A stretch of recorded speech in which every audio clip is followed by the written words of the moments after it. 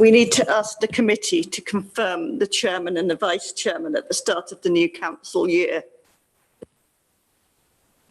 Can I propose Councillor David Beeman as the chairman and Councillor John Rabini? No, can I do two or only one? And Councillor, I don't know, Rabini maybe, guessing, as the vice chairman for the time being? I suppose it needs a seconder, but it's agreed anyway, isn't it? Okay, hands up objectors. Okay, thank you very much, Jerry. Right, welcome everybody to the first in-person meeting back in the chamber, which I'm sure we're all glad to be here in some way, shape or form. Anyway, welcome. My name is Councillor David Beeman and I'm a chairman of this committee. I'm supported this evening by a number of officers: Beth Howland-Smith, Barry Devlin, Chris French, Ruth Dovey, Carl Houston, and Fiona Cameron and Georgina Hall. And also, of course, we have here John Rabini as vice chair. Please raise your hand to indicate you wish to speak, and please keep your microphone on mute when you're not speaking. Please can I also ask that any questions are kept brief and to the point. We're timing speeches this evening and an alarm will sound when you've been speaking for 4 minutes. Right, okay, let's get a start with the agenda. Number 2, apologies for absence and substitutes. Any apologies and absence and substitutes other than recorded? Apart from Sally Dixon, of course, we can't make it tonight. Anyone else? No. Okay. Apologies from Councillor Brian Edmonds, Councillor Dan Hunt, Councillor Taylor Martin, and they're substituted by Councillor Ward, Councillor Hyman and Councillor Nicholson. Right, thank you very much. And Sally Dixon, she couldn't come at last minute. Could you be recorded, please? Right, the minutes of the last meeting, held on the 28th of April, are they published on the council's website? Everybody happy with those? Yes? Great. Thank you very much. Declarations of interest. Anybody declaring interest in any of these items tonight? No?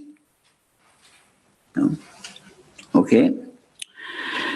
Questions by members of the public? Any questions received from members of the public? None received. Questions from members? Any members submitting questions? None received. Any relevant updates to government guidance or legislation since the last meeting? Beth or Chris French, do you want to have anything here? Thank you, Chairman. No updates. Thank you very much. Application to Planning Commission on delegated powers. Any items on that item? Thank you, Chairman. No decisions under delegated powers since the last Western Committee. Thank you.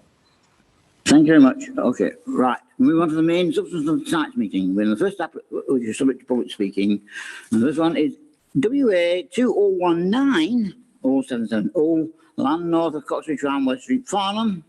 The proposal outline application with all matters reserved except access for the erection of 320 dwellings, including 96 affordable, with associated landscaping, public, open space and infrastructure as amended by plans received on the 1st of February 2021, the 12th of February 2021 and the 12th of March 2021. Right. But before we start this particular item, I'd like to remind all members that this is an approved, well, certainly approved at final neighbourhood plan development for in the and therefore that's what to be borne in mind when discussing this item. And Ruth, I think you're going to make a presentation, yes? Ruth?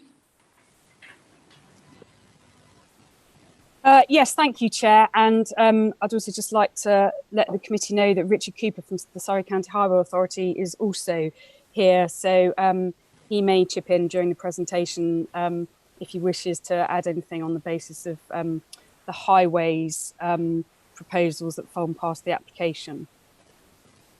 Just bear with me a second and I'll share my screen. Chairman, may I start with something that's arisen as if we treat it as a point of order under Procedure Rule 13, the decision-making principles, a question of the process, and also possibly whether we have sufficient information. There is the matter has been raised, the question has been raised by residents as to whether we should defer this. I think there may be up to 3 reasons. Firstly, there was a problem with the postal courier service that Waverley uses, and the public speaking arrangements. The letters went out on Friday the 7th, but weren't actually posted, I understand, until the following Tuesday, last Tuesday. So arrived through the residents' doors through on Wednesday and Thursday. Some received duplicates the next day, and some got emails too, I gather. Having spoken to Zach at the end, Mr. Elwood, the head of planning, at the end of last week, he told me that officers had agreed to reschedule so that the speaker notification period started on Thursday and it ended yesterday evening. And there's a question, obviously, is whether that gives sufficient time for residents to go through the officer report and update the 100 pages there, refresh themselves on the 2 year of application documents, 300 pages of transport assessment, and summarise the reasons of refusal and whatever, and submit information to the agreed speaker. I don't know how much time people had to do that when they were told of that, and then incorporate those comments into a presentable representation. Now, obviously, I don't want to upset the lady, I think it is, who's going to be making the representation tonight, but I would like officer advice, please, if I may, on whether that is reason to defer, whether we should. We have to be extremely careful with this, and we want to be seen to be doing exactly the right thing and making a good decision. We've also, I received a document yesterday that should have been on the website that wasn't, about some legal advice which officers and members have been relying on, and it demonstrates that it's wrong. So this affects Hookstyle, Scotland Lane coming up, Redcourt, and housing numbers and whatever. And I think members may need time to assimilate that information. And the other thing, of course, is that the update sheet informs of a request for Secretary of State EIA screening direction, but it doesn't give us any advice at all in the update sheet as to how that impacts or the implications for our decision making this evening, and I think we need to consider that. So I'm sorry to take up the members' time before we even start, but is it possible, would you mind, Chairman, if we have advice on those? Because if we're going to defer, we might as well defer before we even start. I mean, we've got highways people here I'd obviously want to ask questions of and that sort of thing, but nevertheless, we have to be seen to be doing this properly. It's the biggest development in Farnham ever, I think. I don't know. Thank you. Thank you. Fiona, I think you want to answer that question? Just on the first matter that Councillor Hyman raised with regard to the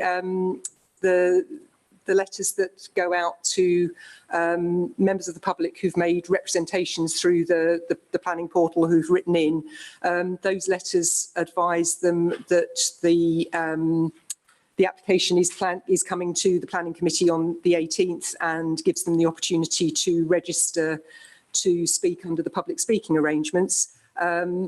We were aware by last Wednesday that we hadn't received anyone phoning in, which was a little odd, given that we knew that the letters should have gone out the previous Friday.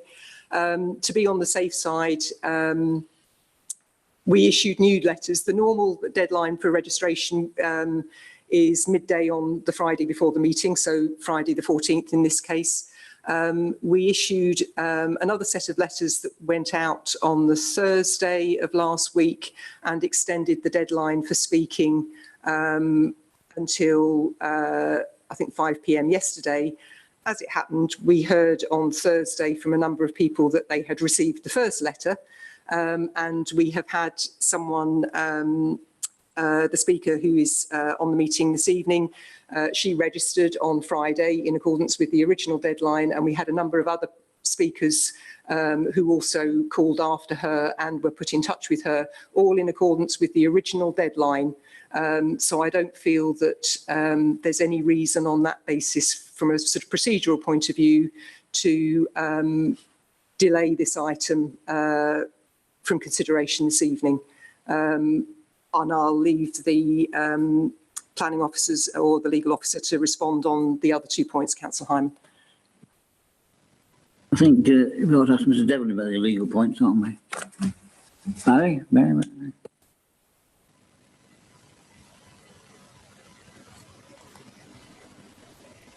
Thank you, Mr. Chairman. In terms of the reference to the Secretary of State, if committee were minded to approve the matter before it tonight, stop my video. Regarding the reference to the Secretary of State, that could be dealt with by the committee resolving tonight to grant that it was minded to grant permission subject to the Section 106 agreement, which is the elements of which are set out in the report, and also subject to the Secretary of State finding that there was no environmental assessment required. That would reserve the position should the Secretary of State issue a finding that there was a requirement for an environmental assessment, and the matter could come back to members for the review. So the reference to the Secretary of State does not stop you debating the matter tonight, Mr. Chairman. That was the third matter that Councillor Hyman brought up, so that leaves the second matter, wherein he alluded to legal advice. Now, I don't know what this legal advice is. I assume it's legal advice he or other people external to the council have sought or are obtaining pertaining to this matter. The report contains adequate advice before members, in my view, regarding planning appraisal and legal aspects to enable members to reach an appropriate determination either way on the matter tonight, Mr. Chairman. Thank you. Councillor Hyman, are you proposing a deferment? Or, I mean, if you've got a second deferred, we can... I haven't thought that, and I'm still thinking about the issue of EIA actually in my head, because if there are members of the committee who themselves feel that we should have environmental impact assessment, and the majority, then it would seem silly to proceed if it's going to come back to us if the Secretary of State were to agree with the majority of us, so to speak. But obviously, and I don't know whether members are fully aware of the implications of EIA, what we would need to do, because I think if we were to decide we needed environmental impact assessment was necessary, I mean, I understand that this committee is able to overturn the original screening opinion that the council gave a couple of years ago. We would probably have to also, to be fair to the applicant, effectively describe what it is that we need further information on, because you can't just say there's another process which is the scope. It's a scoping EIA, and that's a process that would really need to be gone through. And obviously there are in this outline application only limited things which we would want to have further details of, things to give us the full protection, perhaps, that if we were minded to grant consent. So you know, I'm not entirely sure how other members feel in respect of whether we should have a EIA. I don't want to be hitting people with constant recommendations to defer and to go to EIA, because you know, I'm fairly sure where I stand on these issues, but I don't want people to feel like I'm trying to get them to do what I want. I'd like to know what other members feel, if you wouldn't mind sounding them out, Mr. Chairman. Barry? Mr. Chairman, it is right that in the committee report, the planning officer has referred to her own assessment of the screening, scoping, and the environmental assessment by reference to the usual external consultants that we use. An external party has sought independently has referred the matter separately to the Secretary of State it is our view as professional legal and planning officers that it is unlikely that the Secretary of State will return a positive screening opinion, namely that full environmental impact assessment is required. That is our view, and should that be the case, the resolution that committee would come to would provide for the matter to be back before the members if the Secretary of State did decide over the coming weeks that further environmental assessment was necessary, and it will take some time for the Section 106 agreement that the committee report recommends. It will take some time for that to be concluded. So there is a substantial period of time for the Secretary of State to make a determination in the matter as to whether there is to be further environmental impact assessment. In your officer's view, there is sufficient environmental impact assessment in terms of the negative opinion that has been determined, Mr. Chairman. So what I'm saying in essence is there is sufficient time, sufficient flexibility in the system for the Secretary of State to reach a determination in the matter before planning permission is actually granted. That is some weeks away and dependent upon the conclusion of the Section 106 agreement, Mr. Chairman. Thank you. Thank you. Well, we can't just debate this matter just in sort of a limbo land. If somebody wants to propose a deferment and second it, then we can debate it and then vote on it, in my opinion. But if somebody proposes to second it, I just think we have a presentation, yes? I'm sorry, Chairman. Would you mind repeating that, please? I said if we discuss it we're discussing this in a limbo land at the moment, aren't we? I mean, if you want to propose a deferment and you have a seconder, then we'll debate that. If there's no seconder, then we'll go straight on to the presentation. Am I being too simplistic?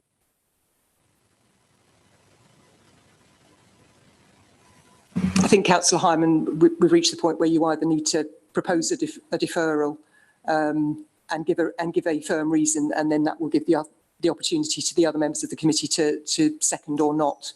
To be honest, I myself I'm torn on it, and so I was rather hoping that other people who had over the past few weeks questioned the issue, and if I will propose it anyway, and we'll just and we'll see. Does that if I can propose deferral, is there a seconder? No, we'll go ahead then. All right, Ruth, presentation time.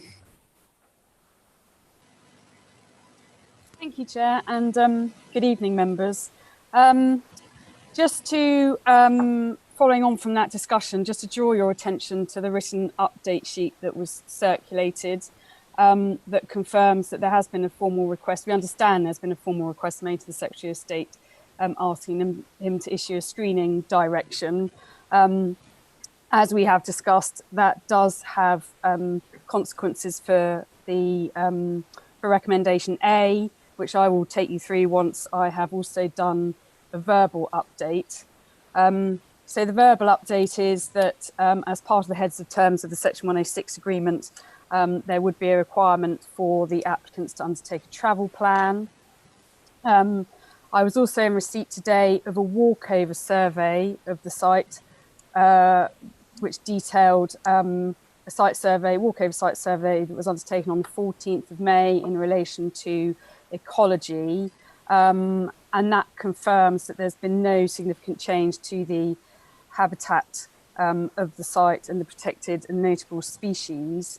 And based on the conditions and surroundings, all ecological survey data and reporting that has been submitted as part of the planning application can be considered valid for the determination of the application.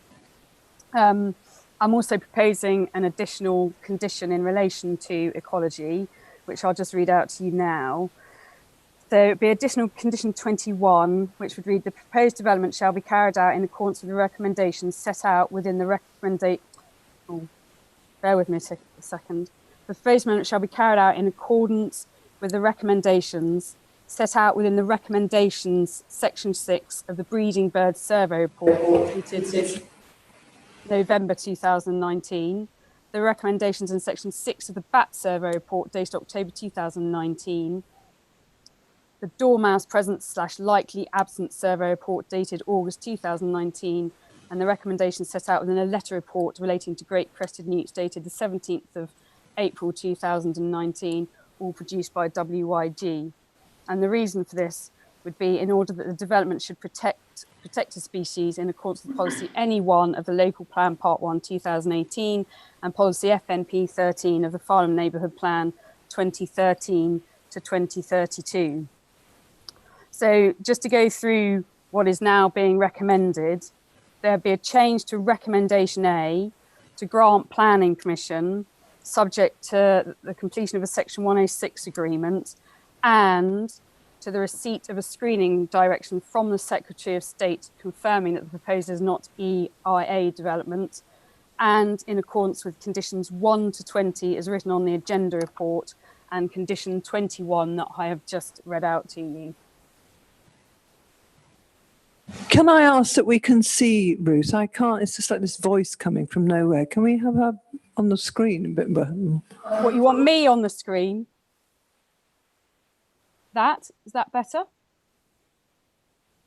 I know, but I haven't got very good eyesight. I can't see what you can see. Can you see me and the presentation?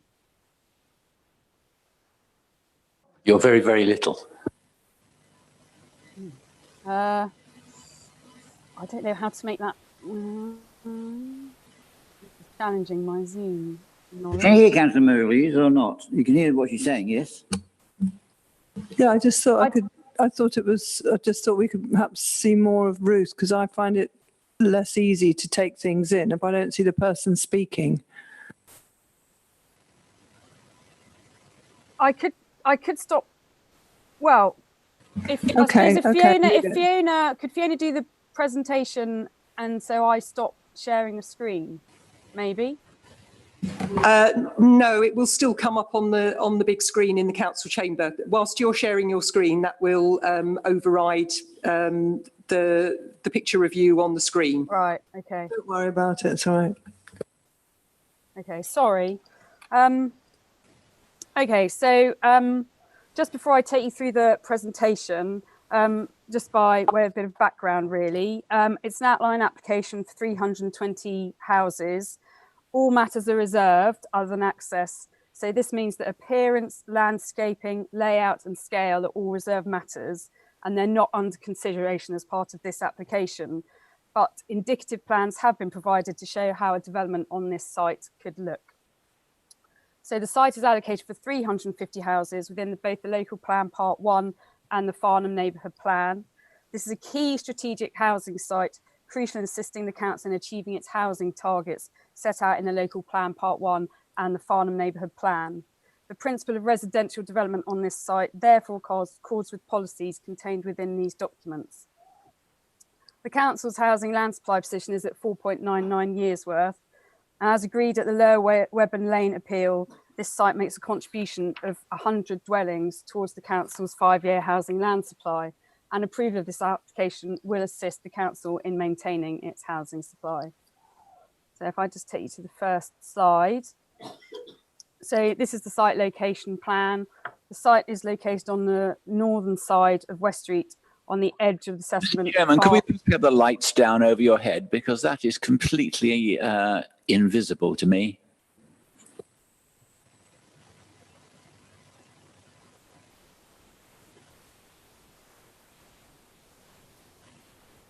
Shall I carry on? Has that been done? Please carry on, Ruth. Okay. So it's on the edge of the settlement of Farnham, within the built-up area boundary, and the site area is 11.44 hectares, and it's the site outlined in red and sort of shaded in pink. This is an aerial photograph of the site. So if I get my cursor and just sort of track where it goes. That's the frontage along West Street, and then it comes back northwards away from West Street. It comprises a greenfield site, and it's located between the settlement of Farnham to the east and Coxbridge Farm to the west. And Coxbridge Farm is located just here, and that comprises some grade 2 listed buildings. It's located a few hundred metres away from Coxbridge roundabout, located here. The site comprises fields, mainly fields, apart from an area of hard standing located immediately behind the Coxbridge Farm complex here. There are 2 hedgerows to the centre of the site. So there is one that runs north-south and the other runs east-west. And there is also hedgerow along the site frontage. The site slopes from north to south and also east to west with, oh, sorry, didn't mean to do that, with a relatively steep gradient in this western portion of the site. There is also a tributary of the River Wey, which in the report has been termed as Coxbridge Brook, that runs relatively parallel to the western site boundary. And the site is also adjacent to the area of great landscape value. So this effectively is a slightly zoomed in aerial, so you can see a bit more about what's going on along West Street in the location of the site. Effectively, you've got Bourne Manor Nursing Home here with an access, which also provides access down to some allotments and down to a council depot. You've got a line of residential dwellings immediately opposite the site. There is a track that runs up along the western boundary of the site here, and this is the Coxbridge Farm complex lying adjacent. So these photos just provide you with a bit more context. So photo A is when you're approaching the site from the east along West Street, and the site starts approximately here. Photo B is from the same direction but closer up. So effectively the site, this is sort of the site boundary here. Photo C is sort of broadly within the centre of the frontage of the site, looking back towards these are properties on the south side of West Street, and in the distance you can see the houses in Coxbridge Meadows.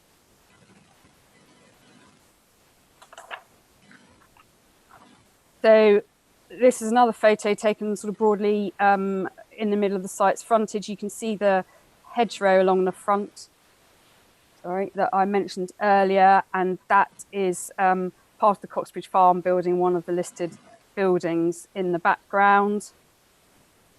This photo is effectively the Coxbridge Farm buildings that are listed. So this building is a dwelling and that is listed, and these are some farm buildings now also listed.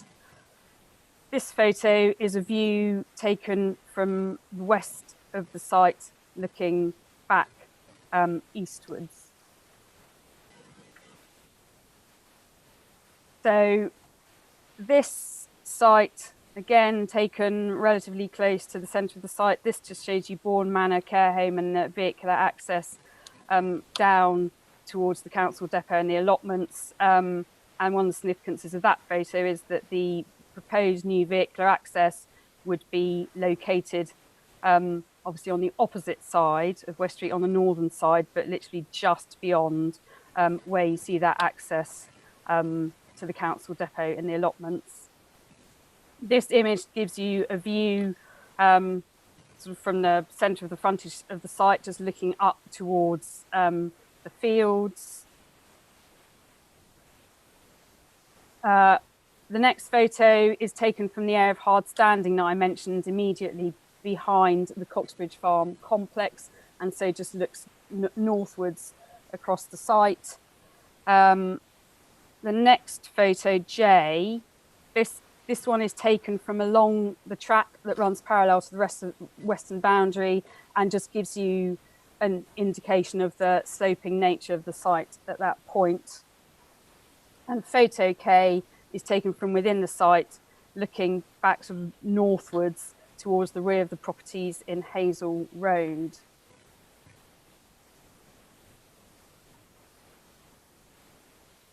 So the next photo, photo L, is taken from within the site, looking back towards West Street. So you can probably just make out the hedgerow there with West Street beyond. Photo M is taken from within the site, looking towards the southwest. And photo N is taken really from immediately in the southwest corner, sort of immediately behind the Coxbridge Farm Buildings complex.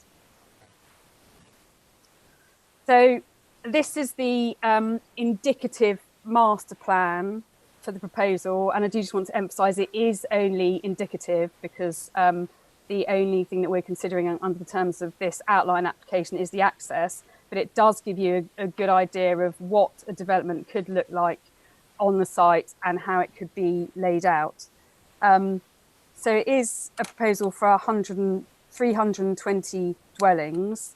There would be a single vehicular access from West Street, located here, and there would be a dedicated right-hand turn lane into the site from West Street, as well as a dedicated right-hand turn lane into the access for the care home and the allotments and the depot. And I will show you more detail on that at a later point through the presentation. So there are 3 points of pedestrian entry. So there would be a pedestrian access down in this bottom right hand or southeastern corner of the site. You can also access the site along the pavement running next to the proposed vehicular access, and then there would also be a pedestrian access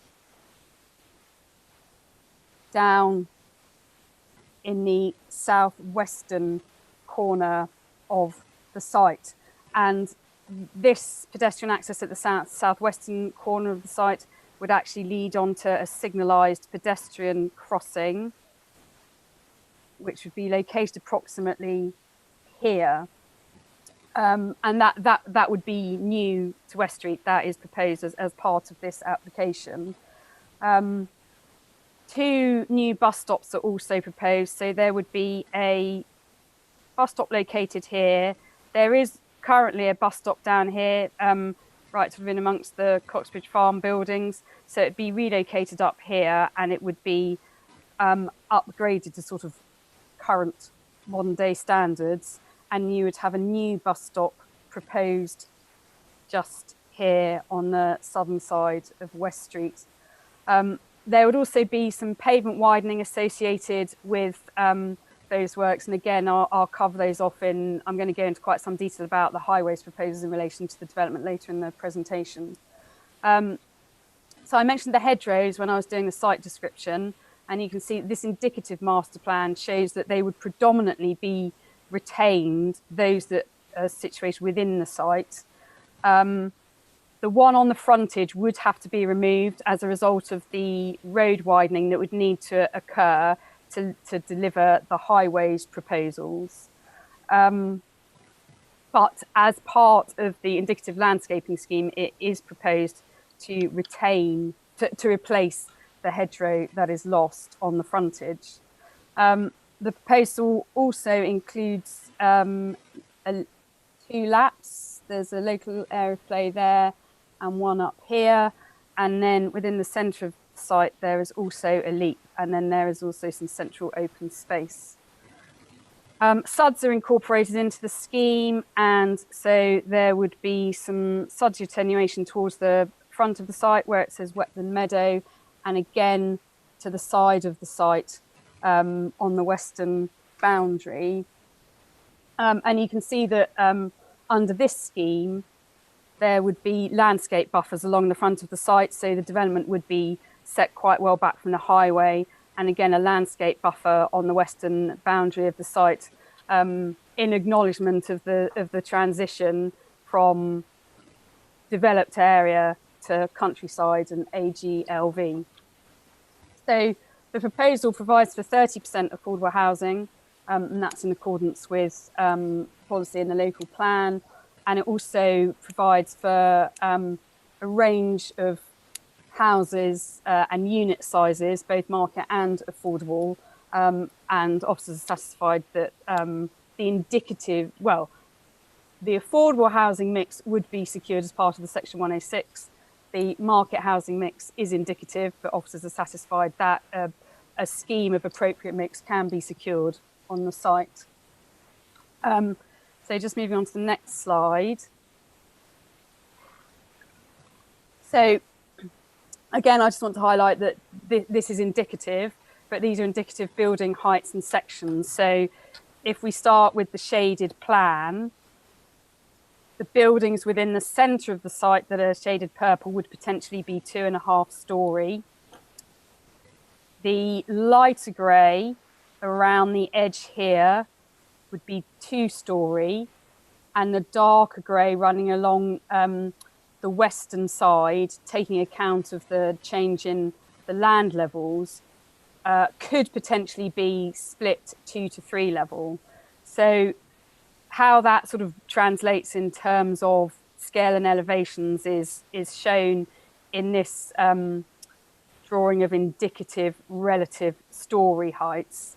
So you'll see we've got 2 storey here and 2.5 storey, but what is not being proposed as an indicative scheme is this this sort of 3 storey design. Sorry, my cursor's not very responsive.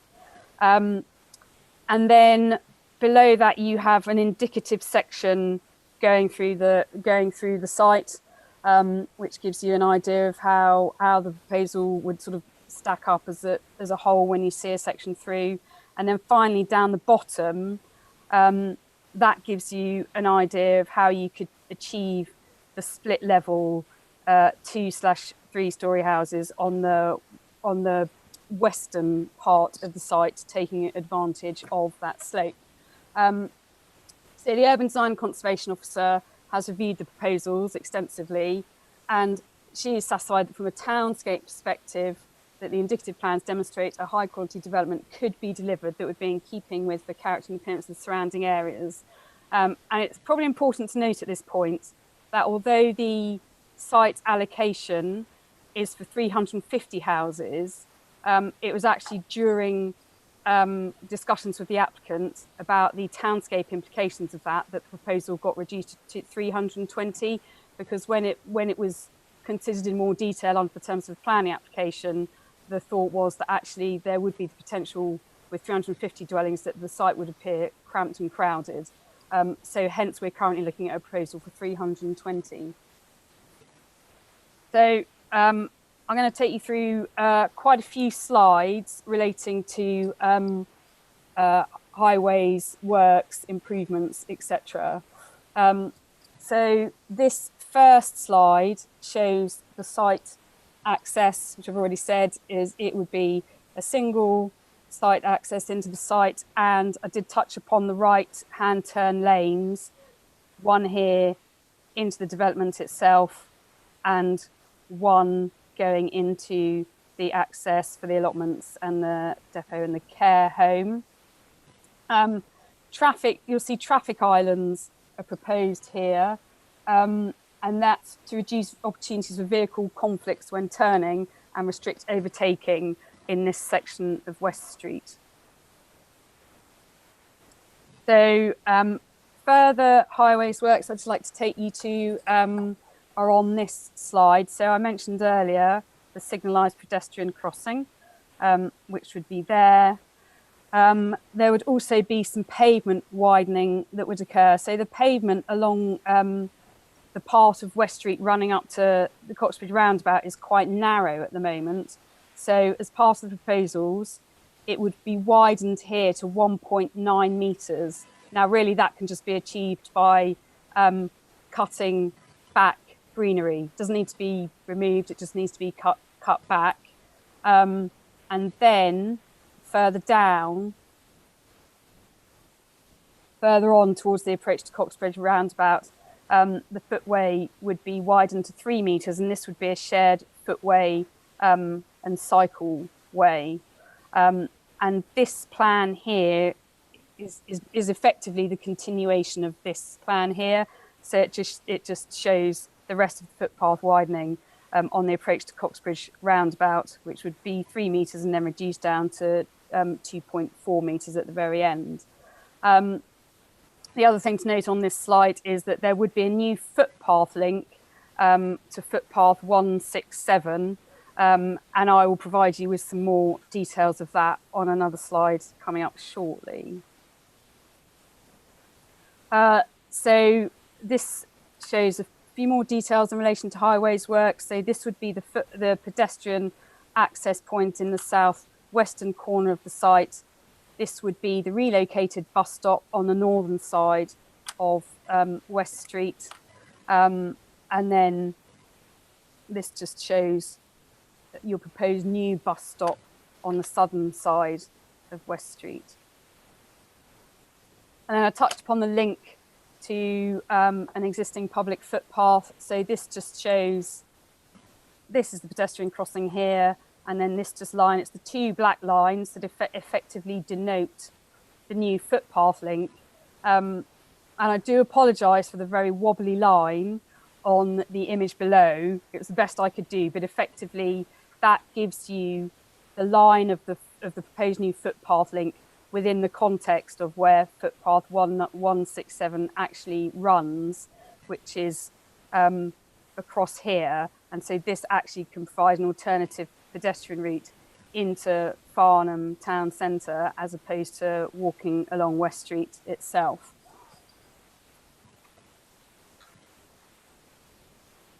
So that takes you through some of the physical works that the applicant has been required to provide in order to achieve that, in order to ensure that sustainable development opportunities are being achieved as a result of the proposed development, and that pedestrian and cycle access is facilitated. Just a couple of other things to note on the highways measures is that they have been through a stage 1 road safety audit and they have been amended accordingly.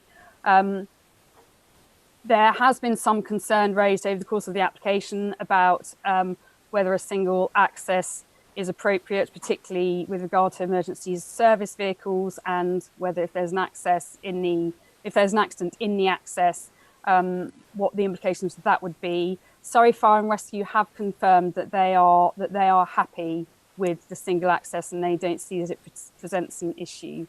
Through the section 106, there would also be the provision of a travel plan, and that comes with it a travel plan auditing fee of £6,150. There would be a £25,000 contribution for improving the pedestrian crossing provision at the Crandall Lane junction in West Street, and that contribution is in combination with a contribution that has already been made from the Abbey View development on Crandall Lane, and that is in recognition of seeking to achieve a better environment for pedestrians at that busy junction. Section 106 would also require the provision of a car club scheme. There'd be a £100 sustainable travel voucher for each dwelling. And then there are also additional highways infrastructure works that it is anticipated will be secured via SIL and sort of as part and parcel of the Farnham infrastructure project that is currently being worked on. So the County Highway Authorities have reviewed the proposals, and Richard Cooper is here to from the County Highway Authority to answer any highways questions you have. But the County Highway is satisfied that the proposals are acceptable from a road safety perspective. They've considered the impact of the proposals at various local road junctions, and it's been concluded that there wouldn't be a severe impact on traffic flows. And also sustainability measures have been considered and achieved, and it's considered that the sustainability measures that are now proposed make the development sustainable from a highways perspective and are appropriate in scale to the development proposed.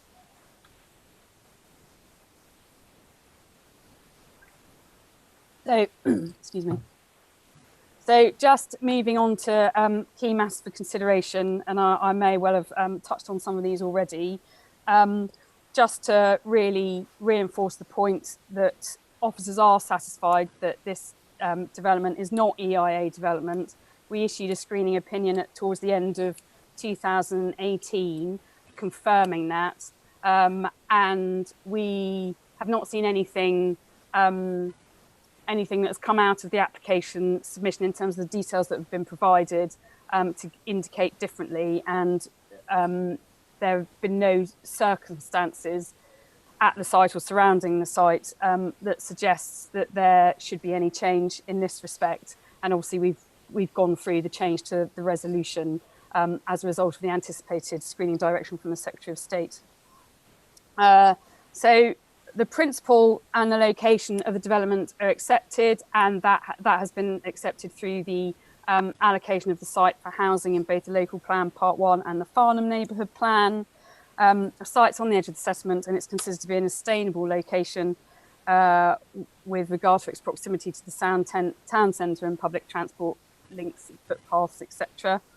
In terms of sustainability, a lot of the details for this would come forward at reserve matters stage, but I just really wanted to highlight that there would be a SUDS system in place, and there are various conditions set out in the report in relation to that. The lead local flood authority have raised no objection in that respect. There are various highways improvements that I've taken you through, which increase opportunities for sustainable modes of transport. There's a requirement for an ecological management plan to ensure biodiversity net gain, and there's also a condition being proposed to require vehicle charging points for every dwelling. So in as much as it can do at this moment in time, officers are satisfied that the proposed development is sustainable in those aspects. With regard to visual impact, is acknowledged that the development is adjacent to the AGLV, and the site largely comprises fields at the moment. So there will inevitably be an urbanising impact that results from the provision of 320 dwellings. But the indicative plans, which are buffer towards the frontage of the site, a landscape buffer at the front of the site and also on the western boundary, indicate how the visual impact can be reduced, and how the transition from urban environment to countryside can be taken into account through the design. And we're satisfied that a well-designed scheme could be achieved that would fit with the surroundings. So I mentioned earlier that there are some listed buildings that need to be considered. So there's the Coxbridge farmhouse, that's a 16th century building with attached cottage that's 18th century and later additions. And there's also a group of 19th century former hop kilns.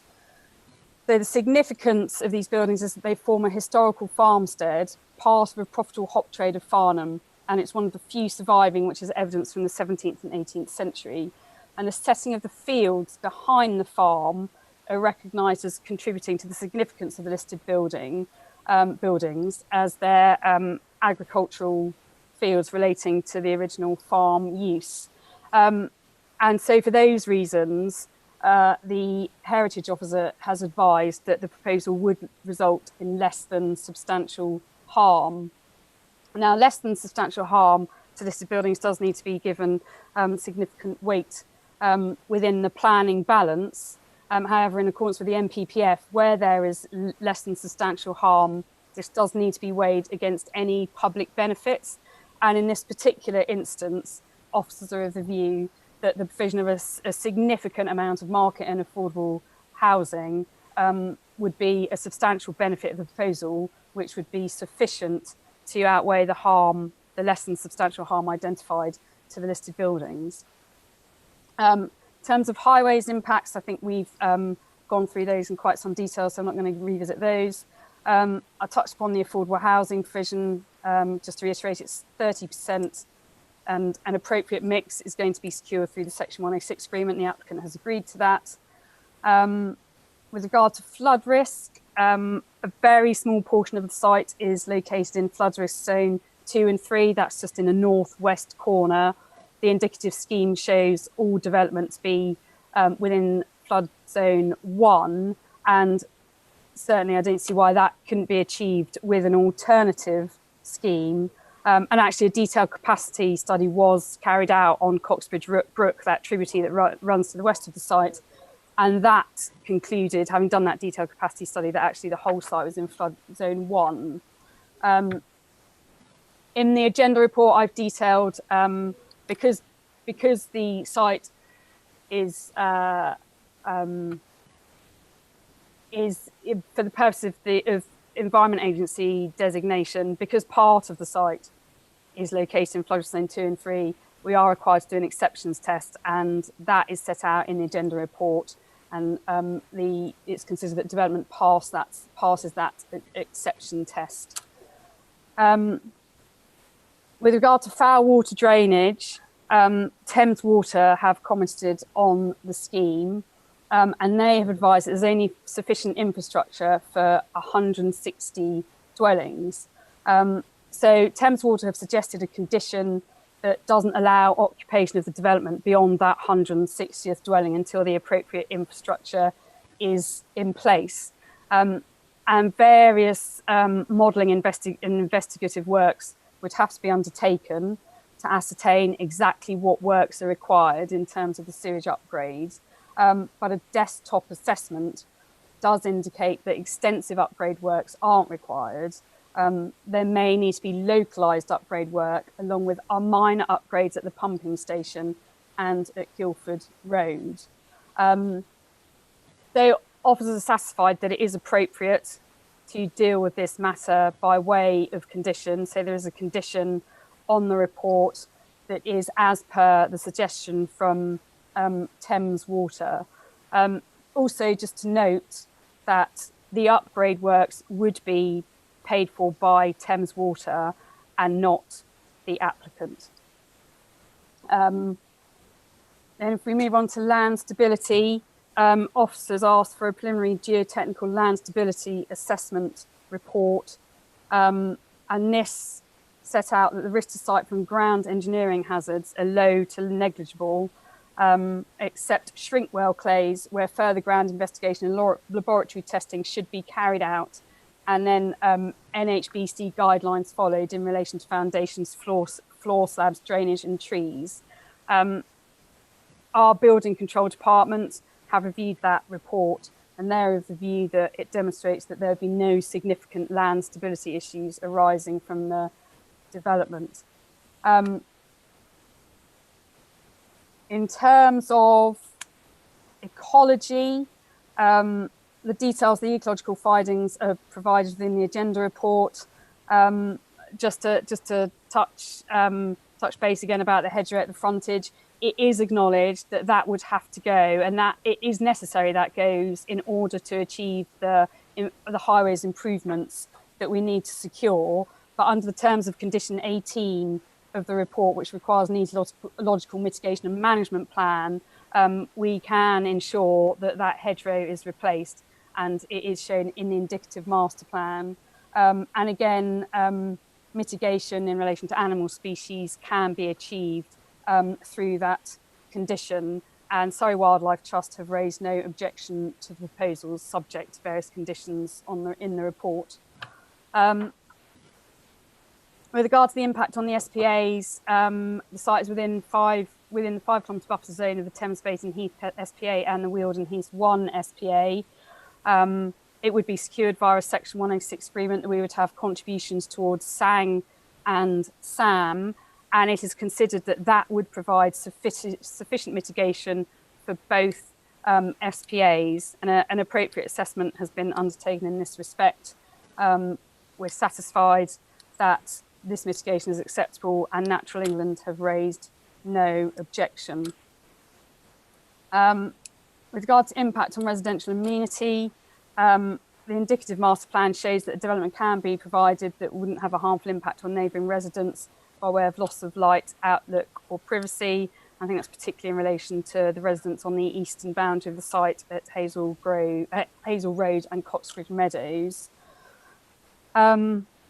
I think I may have missed out air quality, and just to touch upon that and say an air quality report was submitted, and it was deemed that there would be no significant effects subject to conditions, and our Environmental Health Department have raised no objection. Finally, really, just to touch upon infrastructure, I know that there was a lot of concern about infrastructure raised in the letter of representation. I've taken you through the highways infrastructural works through the presentation, and other infrastructure such as education and health would be provided through SIL, and there would be a significant SIL contribution that would arise out of this development. So, in accordance with paragraph 11 of the NPPF, plans and decisions should apply the presumption in favour of sustainable development. Development proposals should be approved that accord an up-to-date development plan without delay. This is an allocated site within the developed area and has been found to be sustainably located and is acceptable in all respects. And approval is therefore recommended subject to the conditions outlined in the agenda and the additional condition 21 that I verbally updated you on, and subject to the completion of a Section 106 agreement and a screening direction from the Secretary of State confirming that it is not EIA development. Thank you, Chair. Thank you very much, Ruth. I mean, that was a very detailed presentation, we all agree, but I think it's a very important application for Farnham, as you appreciate. I would like to express some appreciation to Ruth, because I know how much work's gone into this and how it's evolved, because this is an application in my own ward, actually, and also Councillor Hess's, and no doubt Councillor Hess will be speaking to that later. But anyway, before we're speaking on this, we have two speakers. Oh dear, her name I can't really pronounce. Janine Signalized, who wishes to speak in objection, please. You have 4 minutes, Janine. Thank you. I wish I had as long as Ruth Dovey, actually, but there we go. Right, I have good evening, everybody. I have 4 main objections to raise to this proposed development. In regards to the flood implications, the top field of the site was previously used for sand extractions, and therefore there will be flood implications caused by the additional concrete needed to stabilise the house's foundations. And as someone whose parents have lived opposite this field for 50 years, I know perfectly well how much water gushes into West Street from the front field. In future, if the field is covered by cement and tarmac, drainage possibilities are much reduced, and therefore more water will cause bigger problems. In winter, there's always dangerous sheet ice along that road. I have previously offered video evidence of this water gushing from the field, but nobody seems interested in viewing it, and I wonder why. Secondly, there are no details of what improvements will be made to the highways network under the Farnham Infrastructure Programme to mitigate the additional traffic from the development, nor of when these improvements will come into effect, and indeed where the funding will be coming from. There is a lot of development going on in and around Farnham. I go into Farnham every day and I see the chaos in Downing Street, the Borough and South Street. Take for day, for example. Farnham was in gridlock for many hours. This will only get worse with another approximately 500 vehicles in the town. Most households have at least 2 cars or maybe more. The Highways report says there will be no discernible increase in traffic problems.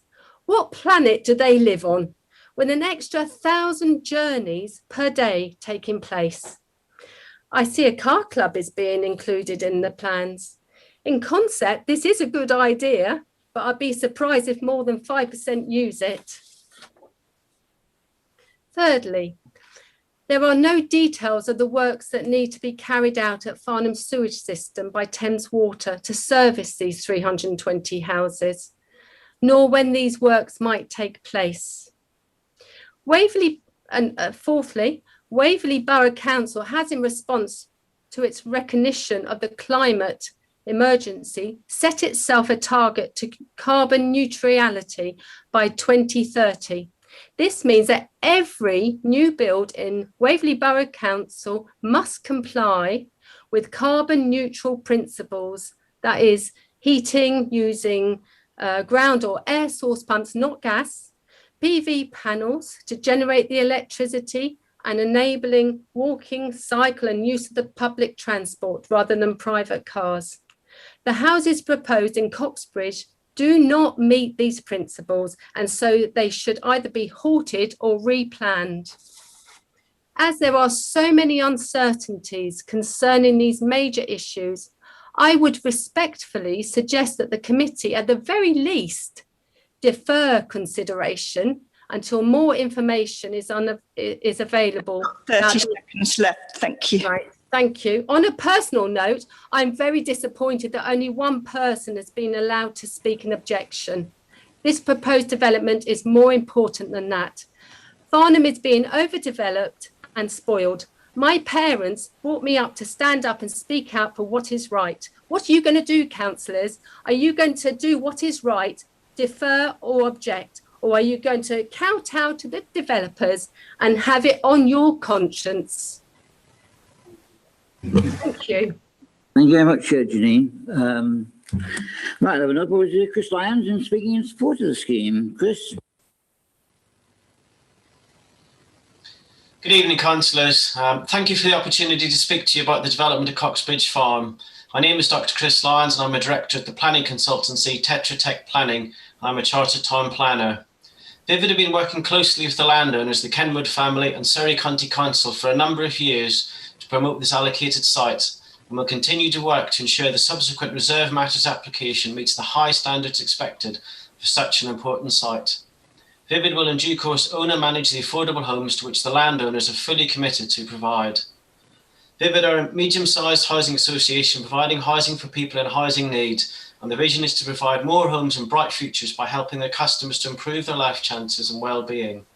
They're a leading provider for affordable homes, housing-related services and support to 70,000 customers in the south of England, with 31,000 homes spanning Hampshire, Surrey, Berkshire and West Sussex. They have an ambitious pipeline which will provide around 17,000 new homes over the next 10 years.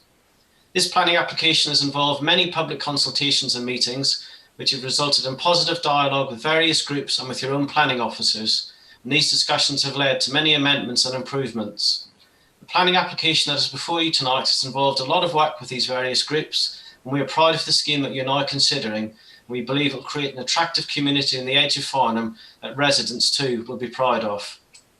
As you know, the site is allocated in the local plan and in the Farnham neighbourhood plan as a strategic housing allocation for around 350 dwellings.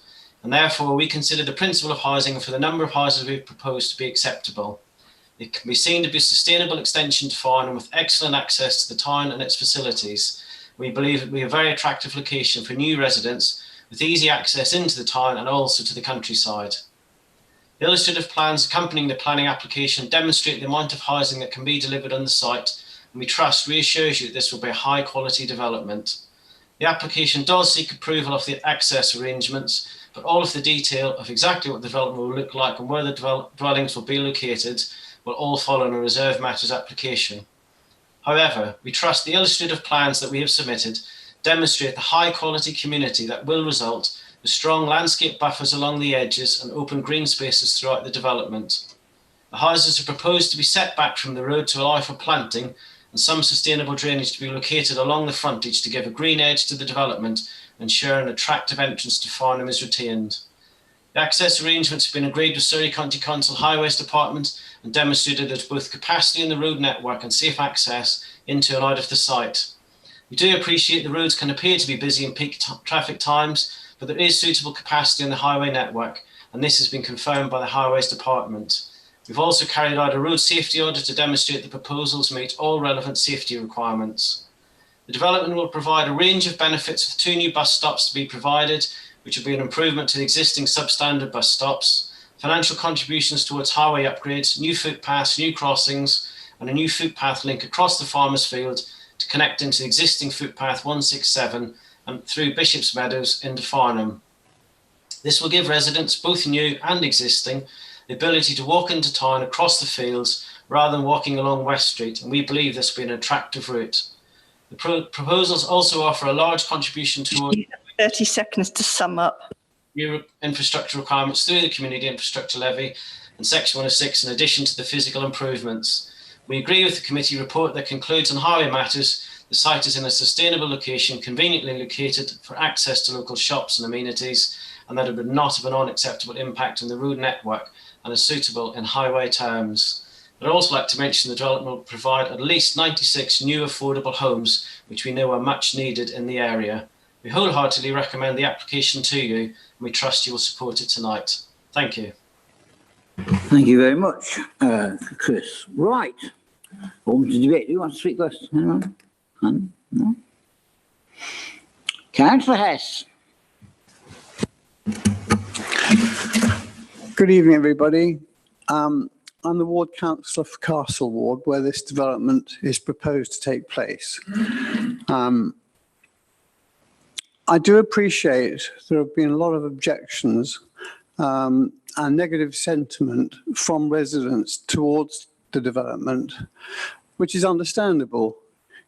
You know, living in West Street and going past Coxbridge Farm pretty much every day, I enjoy the fact that it's a green open space. It's been there for many years, and people enjoy that open aspect, and they do not look forward to it becoming a housing development. So that is quite understandable. However, residents of Farnham have also got to understand that as far back as 2012, the Farnham Neighbourhood Plan was in development through a very long public process of consultation, which took right the way up till May 2017 to be completed, and went through a public referendum which was voted by a majority of the people of Farnham. And in fact, there was a second referendum for an update, which was also approved. And in the Farnham Neighbourhood Plan, and it was published and available for anybody to have a copy, was Coxbridge Farm with 350 dwellings. And what we're looking at today is actually a slightly reduced proposal of 320 dwellings. If approved, this development will provide affordable housing, much needed. And I think people will have to appreciate that all communities through the boroughs and Waverley as well, and all the different communities throughout the boroughs, the different towns, have all been set housing allocations by central government, and these have to be met. It's not an option.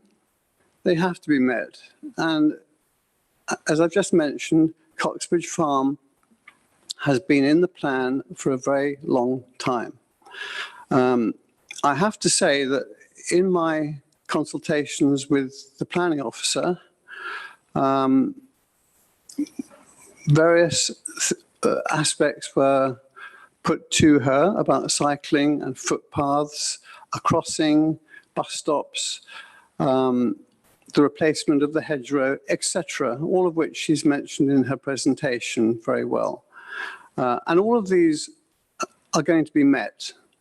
The highways have also met a very big request put by consultees and by ward councillors that the junction be moved slightly further away from houses, because residents were very concerned about the original location of the positioning of the junction. So that's been moved further away, so that alleviates that problem. So the highways issues have been addressed.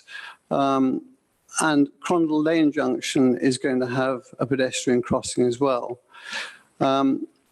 So on balance, given where we are and that it's in the Farnham Neighbourhood Plan, and quite frankly, necessary to support the Farnham Neighbourhood Plan for very obvious reasons, but it is probably the only major bulwark we've got against uncontrolled development.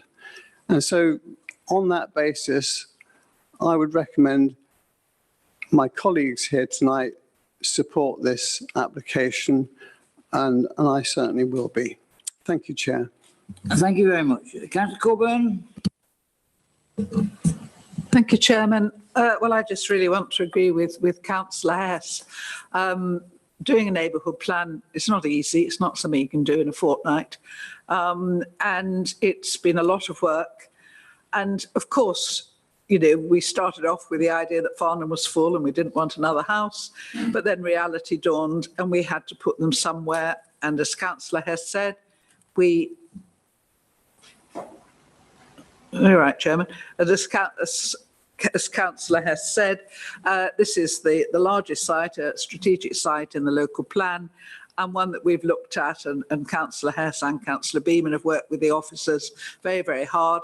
We're not looking at the detail, and that is something we're going to have to look at very, very carefully when it does come in. We're looking, the principle of development is established, the highways issues have been addressed, whether or not to everyone's satisfaction, but really it's down to the detailed planning application to deal with the, well, the finesse, if you like, of what's going on that site. I agree with Councillor Hess. I think we have no choice whatsoever. The report spells out very, very clearly that we're in a parlous state in terms of 5-year housing land supply. The tilted balance will click in. We do have a little bit of extra protection with a newly made neighbourhood plan. The paragraph 14 clicks in, but it's always a balance, as we know, at appeal. So, you know, I think the report is comprehensive. I think Councillor Hess has explained everything. And I really think this has to go through this evening as an outline application. But I think there's work to be done as we get into the detail, as there always is. And I would say, please, that when we look at the detail, we do look at the detail in the neighbourhood plan as well, because we are hot on design and also on the number of stories. So thank you very much. I think we have no option but to support this. Thank you very much, Councillor Coburn. Now, what? Councillor Beanie, then Councillor Deere, then Councillor Nicholson. Councillor Beanie. Thank you, Chair. A couple of minor questions. I was very intrigued on the sustainable £100 travel vouchers for each dwelling. My question is that if it's sustainable, over what sort of period are we talking about? I mean, this seems an awful lot of money to me. I wonder where it's coming from. Perhaps an officer could answer that. Is that your only question, Councillor Beanie? The second one would be the bus stops. I know we had a debate previously about the traffic, because if the bus stops start, though we all know that West Street is an area that really does have a lot of traffic on it. Are we assured that the bus stops, when they stop there and get the passengers on board, that it won't create havoc in West Street with passing lorries or whatever? Those are the two questions. Thank you. Yeah. Thank you, Mr. Chairman. I think Councillors Hess and Coburn have summed up the sort of strategic picture very effectively. It's in LPP1, it's in the Farnham Neighbourhood Plan. We have, you know, it's entirely policy compliant as far as the broad picture is concerned. What worries me is the one single sole matter we are being asked to consider tonight, which is not only the principle of development, but the principle of the access. It seems to me crazy to limit or to restrict a development of 28 odd acres with 350 houses to one single access. I mean, just looking at this master plan, which seems to be an attractive and sensible sort of layout of itself, there's space for another access further to the west, maybe 100 metres away, which would allow people to come from the roundabout end of things and turn left into the site, or to come with the other access from the town and turn right. It would split what must inevitably be the most enormous bottleneck emerging from the site, as well as providing an alternative emergency access for fire, police and ambulance. It just seems to me an obvious thing. I mean, there's a little access where the access road is shown. Immediately to the south of that, there is a similar sort of northwest, southeast road where we could put another one in. It just seems to me the one single thing we are being asked to approve tonight as a detailed matter, the highways access, is inadequate. But the principle of the development clearly is entirely acceptable from my point of view. Thank you. Thank you very much, Councillor. I would add, Councillor, that was a concern that we had as ward councillors, but we were satisfied that in fact everything it was okay, and we approached the emergency services and they had no objection. Anyway, Councillor Nicholson. Thank you, Chairman. Well, I like the configuration and type of housing on this site, including keeping hedgerows. That's a nice touch. I'm also pleased to see that the buildings on the eastern boundary are set back to minimise overlooking. I think one thing is very important is necessary to have sizable landscaping belt on the western boundary. I mean, this has to be robust because this is the new western boundary for Farnham. Finally, I like the travel plan. Usually travel plan is something which gives information and it's very useful to people and they rather like it. But this is something very positive. We have new bus stops and shelters and this £100 voucher plus car sharing. Positive thing. So overall, I can see why people may not like the scheme, but I would support it. Councillor Sherwood, thank you. Thank you, Chairman.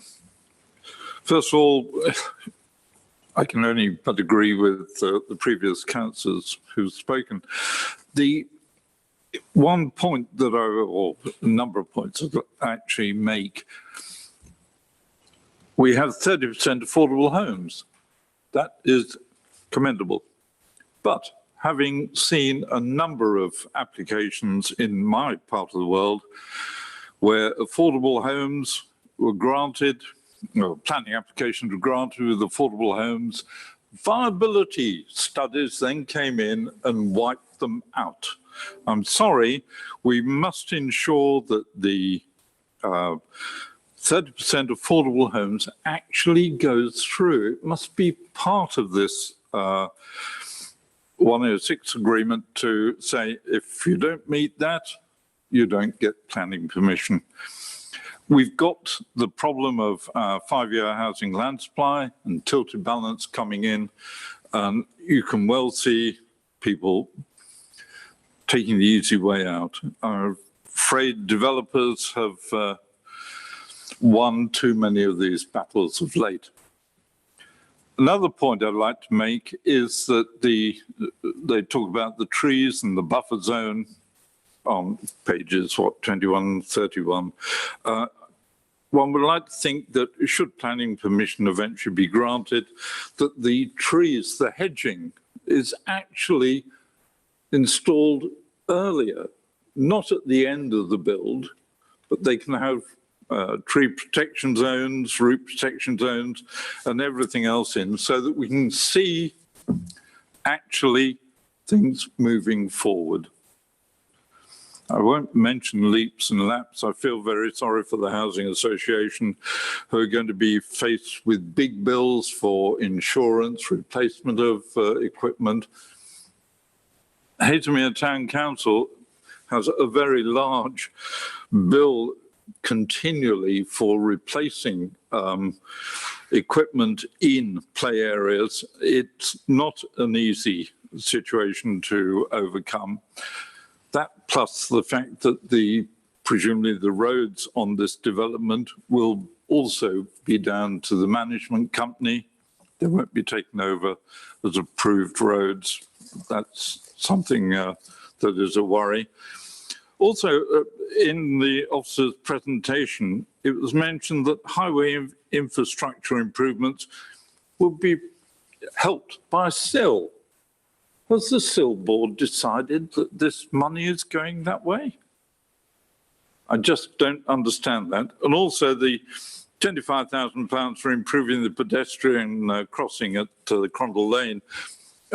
Is that enough, or is that another figure that needs careful consideration? Because knowing what highways charge for installing light control, pelican crossings in Hazelmere, I don't think that's a very realistic number.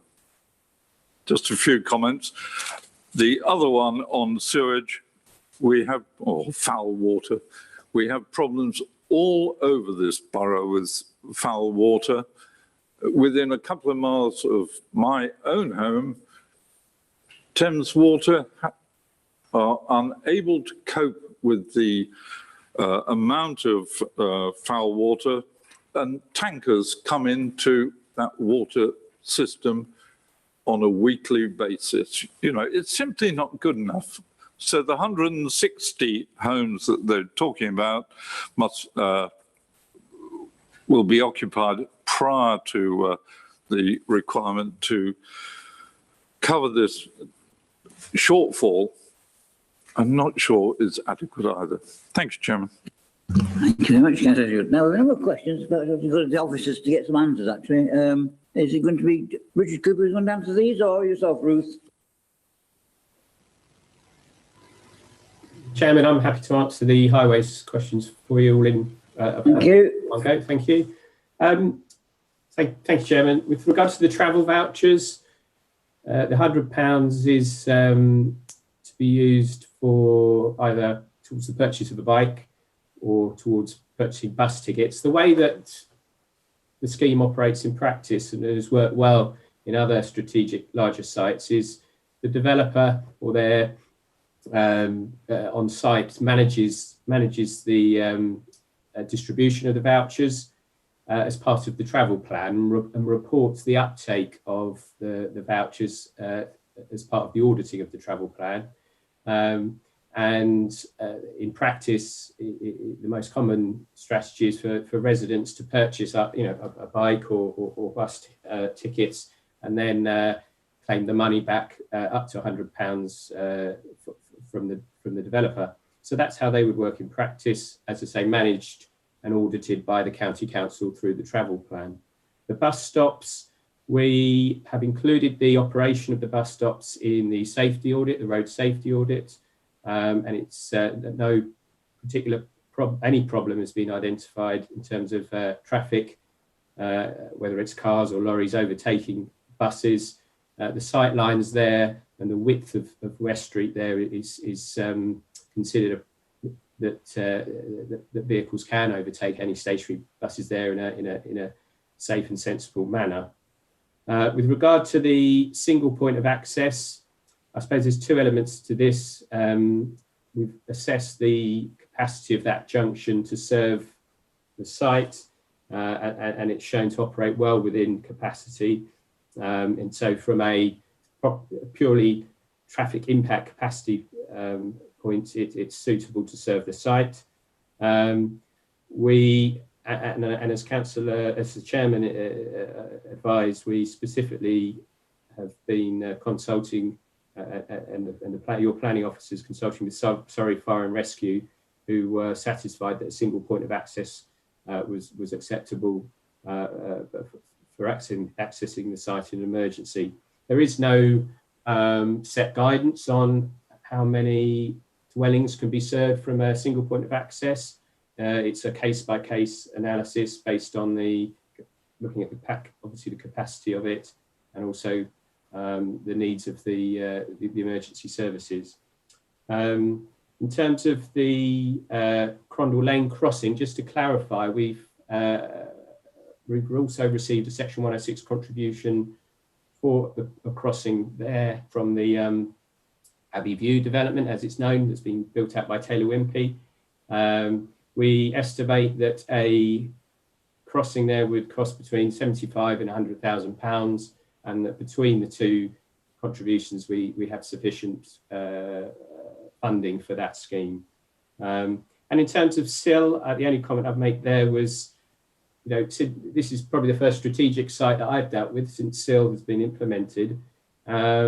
And obviously it's there to address the cumulative impact of these sort of developments where in planning terms, we aren't able to say that reasonably the site has a specific impact that they need to mitigate.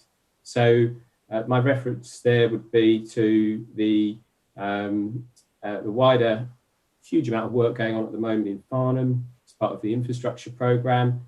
And obviously in the future, as that programme moves forward, and specific schemes, particularly in terms of traffic capacity, congestion mitigation, are come forward, that SIL, of which this development would obviously have proved would pay a large chunk, could be used to obviously improve that infrastructure. But I agree that it would obviously have to go through Waverley's approval process. So, and then just in terms of the bus stops, just to clarify that they would be fully accessible. We would have shelters, new shelters, seating, and real-time information.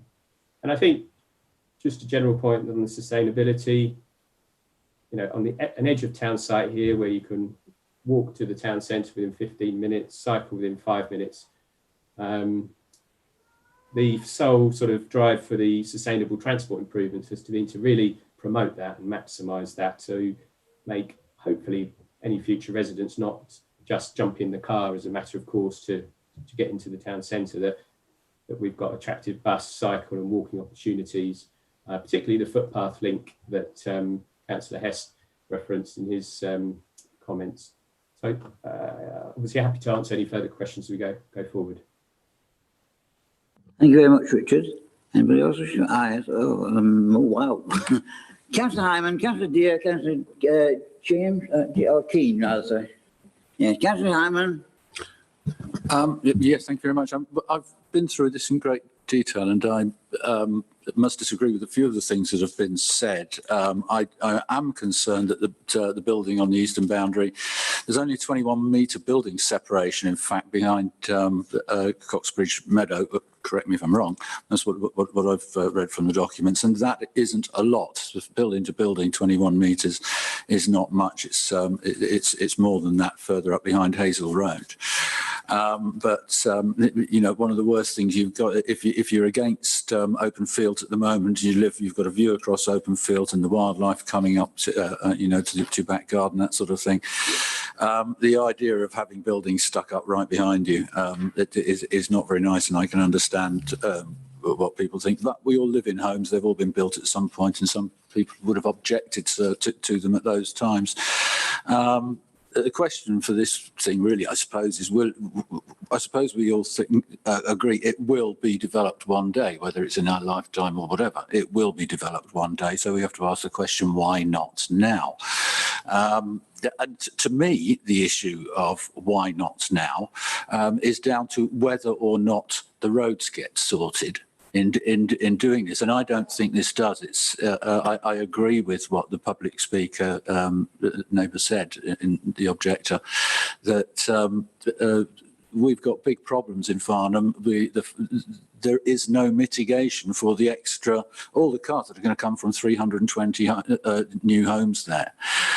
We've got no guarantee that the sewerage is going to get done, and we've found from the eastern villages how you get sewage coming up in in people's gardens because the promises of improvements don't get done. And once the houses are built, you can't leave them empty and say, it's just a matter. We had one in a development recently in Bramshot to look at, and the affordable housing got taken away because we hadn't looked at, or the application originally, it wasn't us, hadn't looked at the sewerage proposals there and ensured that they were actually practical. So, the things that have been said in making sure, it's a WYSIWYG, what you see is what you get. We're being painted a lovely picture, and I think, I'd like to live there. A lot of the things I've heard have been really great, and there are some very good things about this. But one real mistake in a decision like this can do terrible things for Farnham's future. We've seen the mistakes with Brightwells. We're seeing mistakes where careless decisions have been made. And I'm really just keen to make sure this is done properly. I'm halfway between, yes, we do need an EIA and no, we don't, because there are site investigations that need doing before, which is certainly in relation to flooding. There is no infiltration, so there's no infiltration suds proposed. We don't know whether there's going to be groundwater seepage into the attenuating ponds. The site investigation's got to have lots of tests for the ground slippage before possibly, I don't know, millions, exaggeration, but of tons of concrete are stuck on there, and what's it going to do? What is this going to do to the flooding that we know happens on West Street? Because I lived down there. I lived in the Chantries for a while some years ago, and I know full well what it's like down there and the problems you get on West Street. Is it going to make it worse, or is it going to make it better? And I just can't tell from this. I know there's mistakes in the conditions we've got to try and cover, because these are things that need to be tightened up, certainly. But to me, as a matter of principle, I know that there isn't an appropriate assessment, though we're told that there is. If it's there, why isn't it in front of us? An appropriate assessment has to have the assessment of the mitigation. I think it'd be trumpeted if somebody could stick one nose in front of me to shut me up. So I know I'm right about that, and I've had documentation to prove it. So, and this, is a serious issue. Air quality. There's a law there that says, I've got a quote from it somewhere that. Not sure exactly where it is. Actually, let me move on, because I want to ask some questions regarding the traffic assumptions that are made. I notice in the transport assessment that it says that 75% of people from this development are going to turn right down to Coxbridge Roundabout, and only 25% are going to turn left. And I'm wondering how many of those are being predicted to go into Farnham by going down to Coxbridge Roundabout, round the bypass, and coming back in from Shepperton Flock Roundabout and Guildford Road to the town centre, because they simply can't get along West Street. Are these predictions correct? If we've got 75% trying to turn right across 2 lanes of traffic, for goodness sake, it'll take forever to get out of the site, and that certainly isn't FNP compliant or anything compliant. If we've got a problem, if it's causing further problems in the town centre, and we will certainly know it adds to them. Then how are we going to mitigate it? The Farnham Infrastructure Project isn't going to put anything up to mitigate this that I know of at the moment. There's no promises of the mitigation and no way of us securing it. And this is my concern. I want to know if the assumptions there are reasonable, and what percentage of cars are going to be going up Crandall Lane and along Beavers Road in order to access the Hart car parks, because they can't get along West Street? How are the predictions in the transport assessment affected by the COVID effect of increased working from home, lower employment travel, but potentially higher leisure and retail travel by car? Does it make a difference? Things have changed. What percentage are predicted to walk or cycle or bus to the station? Because it's quite a distance to walk. What percentage? Excuse me, Chairman. I mean, how many more questions are we going to have before we all fall asleep? All I'll say is this: the Farnham Infrastructure has got capital over £130 million assigned to it, so I'm sure we can overcome some of these. Money doesn't equate to solutions necessarily. I mean, I suppose the question I would like, we've got Surrey Highways here, and I thought that was so that we could ask questions. But I'd like to know, have the predicted uses and growth from this and other committed developments been modelled in parametrics with the 2019 Northbrook Park Farnham model? We're told that the Farnham model exists. Richard, has this been modelled, the impact of this on the town centre with other developments and growth? Can we see it, if so? Thank you, Chairman.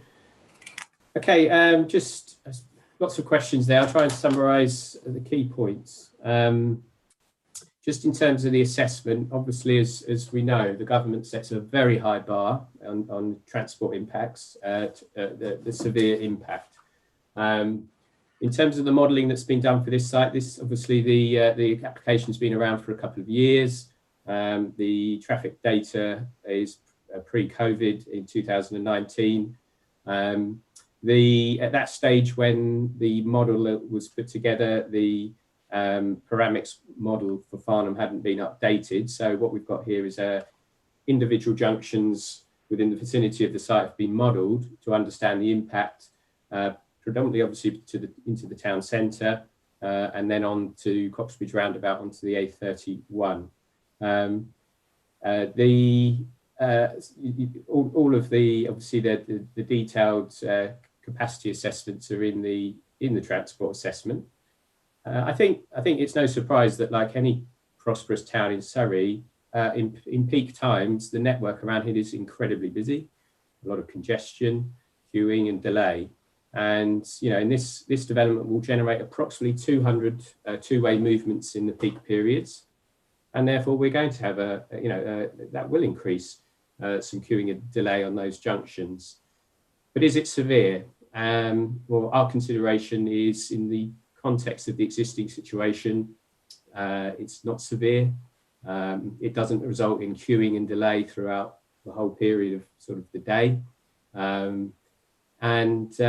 Where a safety issue has been identified, such as crossing the West Street, crossing Crandall Lane, mitigation has been put forward for that.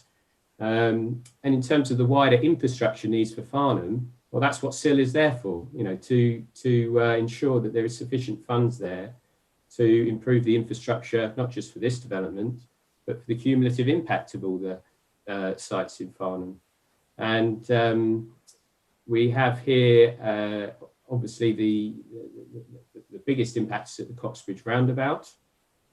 We do have a scheme that has been put forward previously to improve traffic flow at Coxbridge Roundabout. That came out of the Whitehill and Borden work a number of years ago. And that could be considered, I suppose, an interim scheme to improve that junction, to improve that roundabout, ahead of perhaps any wider A31 improvements that are put forward as part of the Farnham infrastructure programme. In terms of the traffic flow, I mean, we've got that 75-25% split. That is based on both obviously a survey of the traffic direction on the ground, but also looking at how development from this site, how the traffic would be distributed. That has been based on all what we can use at the moment, the most up-to-date census data for journey to work. That has informed those distributions. Obviously, we do have an element of traffic turning left up Crandall Lane. I mean, the main issue at Crandall Lane, obviously, is traffic coming down, queuing, particularly in the morning peak. It's not so much of an issue in the afternoon peak, but particularly in the morning peak, queuing back. Again, that's an existing situation. It's a busy town, lots of queuing and delay.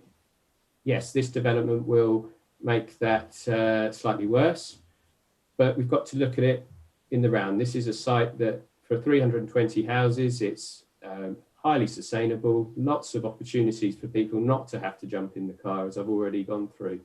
And on balance, that's obviously where the Highway Authority's consideration that it does not trigger, does not fall above the severe impact. So I hope that gives a good sort of detailed summary of that assessment that we've done. Thank you, Chairman. Yeah, thank you very much. I mean, we could sit here all night and hypothesize about what, go on and on about what might be. But I mean, I think we have to, my view as chairman of this is quite simple, really. Well, I think straightforward. I mean, when this was first proposed, well, even the Farnham infrastructure project, even in the abeyance, even planned. And now we've got the Farnham infrastructure, he's going to put money into the town. And really, we've got to, and I would say that as ward councillors, both myself and Councillor Hess, have been sat down with Ruth, who's put a lot of hard work into this project, and we've tried to get the best out of it that we can. Anyway, Councillor Keane hasn't spoken yet, so we'll Councillor Dean, then Councillor Deere. Councillor Keane. Thank you, Mr. Chairman. Well, I do support this scheme. I think we're getting a very substantial amount of affordable homes from it, and that's to be, to be very accepted. But just a note of caution that Councillor Isherwood did raise, and that was viability studies and foul water, because this is where we came unstuck in Hazelmere. We were very pleased with the scheme that came up, and suddenly they came back and said, sorry, you can't have your affordable housing because we've now got to put in extra foul water pipes because there wasn't enough on the site. They hadn't done their homework, and so the town council, the Hazelmere, lost out on its affordable housing. And this is just the one thing that does concern me greatly, is if these people come back and say, sorry, we can't give you your affordable housing, or we are reducing it substantially. On the whole, I support the scheme, but there is an element of caution there that we have experienced in Hazelmere. Thank you. I know you have a kid, but I would like to just remind you that I think, correct me if I'm wrong, Ruth, but didn't you say these works were going to carry at their own expense, James Water, anyway, rather than reflect on the housing department? Yes, thank you, Chair. I did just want to come back on the affordable housing point, so thanks for giving me the opportunity. Yes, so the sewage upgrade works would be paid for by Thames Water. They wouldn't be paid for by the developer. And therefore that risk that I appreciate that everyone is concerned about in terms of their cost and the implications for the affordable housing provision falls away. And I think just a general comment about the affordable housing that's being secured. I mean, at this moment in time, yes, 30% would be secured via the Section 106 agreement. Now, what we can never do is stop a developer from coming back at a later date and providing evidence that a lower provision would not be viable. And at that point, I think, as you all know, we would get a viability consultant on board who would review a viability statement provided by the applicant that would be required to be provided by them to support their position. And that is actually allowed under policy AHN1, our affordable housing policy, in the local plan. So we can never say, whilst I completely appreciate the desire and the need for the affordable housing, we can never say it's not possible for us to restrict somebody from coming back and asking to lower the amount, but there is a rigorous process that would be gone through should that occur. So I just wanted to reassure members on that, really, and just also add that we can only consider what is before us tonight, and the proposal before us tonight does secure the 30% affordable housing provision in accordance with policy. There are a couple of other issues that have been raised that I could provide answers to, if you'd like me to. Today, Ruth. Sorry? Which issues are you talking about, Ruth?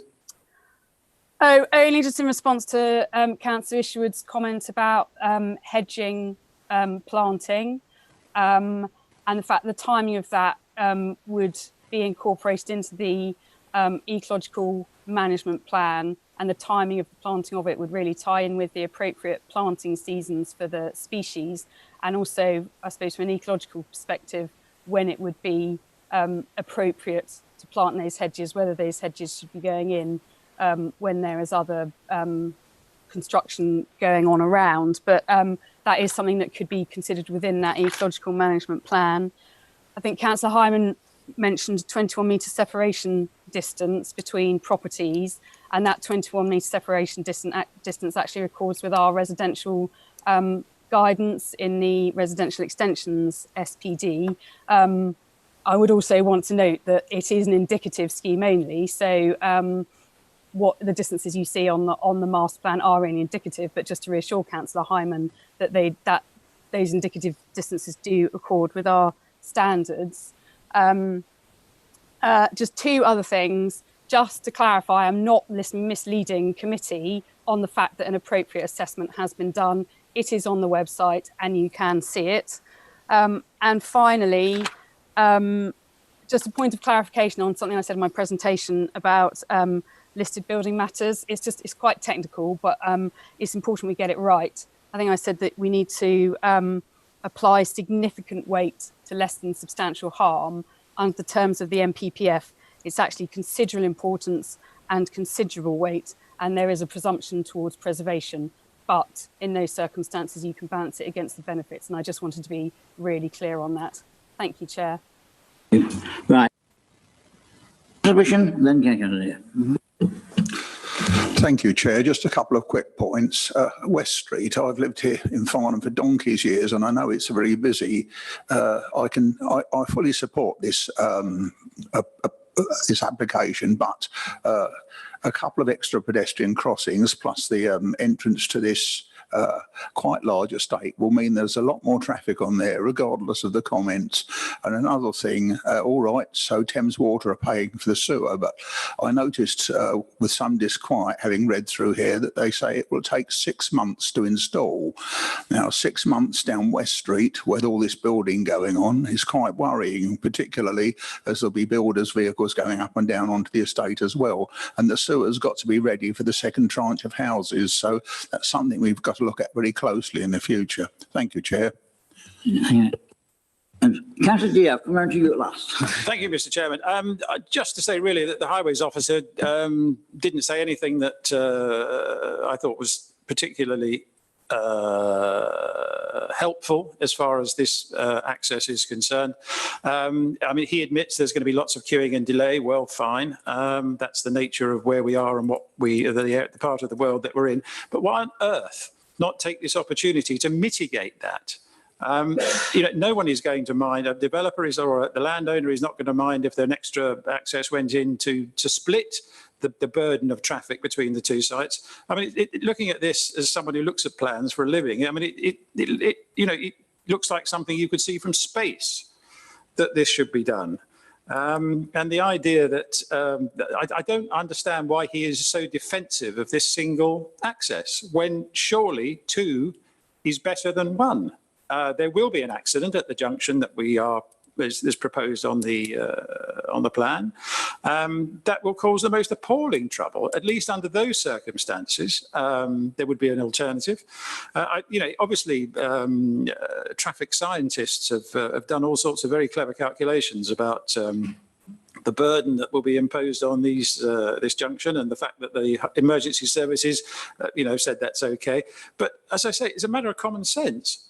There's an awful lot of houses there. Why not mitigate the load on a particular junction when the facility exists as the result of this being a greenfield site to make life easier? That was really the point I made, and it irritates me, frankly, that something that appears to be so obvious has been disregarded. Thank you.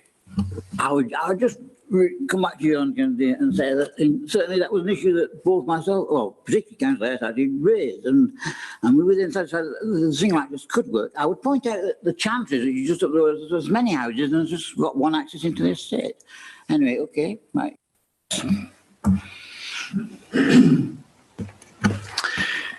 Yes, about the single access. The issue is, because it has been discussed in meetings with the planning officer and with Richard Cooper, the problem really is display that you have to have into a junction like this for the sight lines, and so that longer vehicles can turn in, turn out, etc.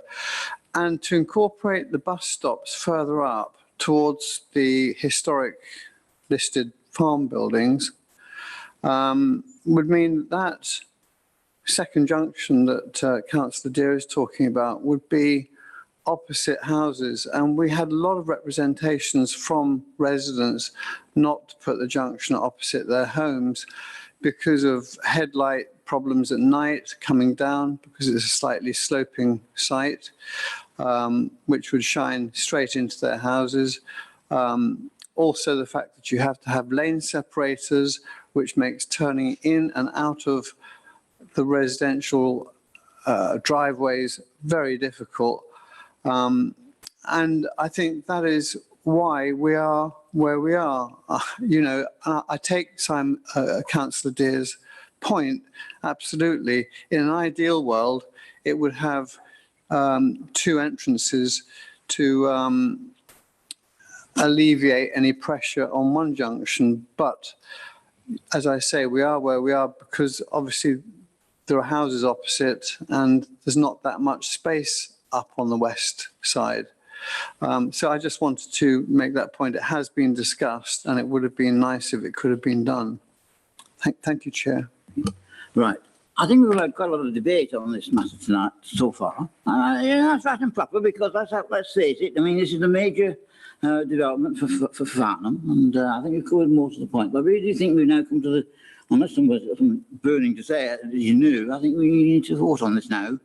I would again reiterate that it's an approved allocated housing site in the Farnham Neighbourhood Plan.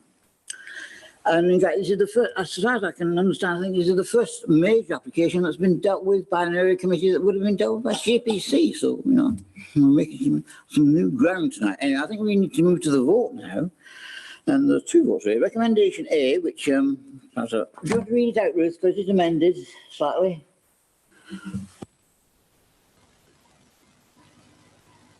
Yeah. Right. So recommendation A would read that subject to the applicant entering into an appropriate legal agreement by the 18th of November 2021 to secure the provision of 30% affordable housing, 70% social rented and 30% shared ownership, contributions towards the SANG and SAM, travel plan vouchers, contribution towards the carrying out of highways maintenance, studs management maintenance, open space maintenance, provision of leap and lap, contribution towards waste and recycling containers, also adding into there the provision of a travel plan and the auditing fee for the travel plan. I'm going to lose track in a minute. Subject to the receipt of a screening direction from the Secretary of State confirming that the development is not EIA development, and subject to the conditions listed in the report, conditions 1 to 20, and informatives with the additional condition 21, that permission be granted. I think that covers everything, hopefully. And the contribution towards waste and recycling containers. Yes, that's in there. That's in recommendation A. I think. Okay. Chairman, yes? Before we take the vote on the substantive, is it possible for us to have a very quick look at the conditions? I don't know whether anybody else has seen in the conditions, but we do have to make sure if people are going to vote for it, they need to know. With respect, Councillor Cameron, you had a week to see the conditions because they're all in the report.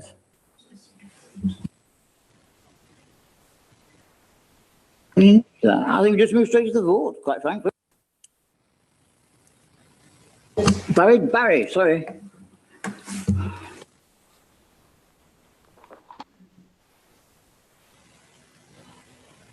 Sorry, Mr. Chairman, I thought I might have to come in as just Ruth, but she's covered all the points, Mr. Chairman. I apologize for that.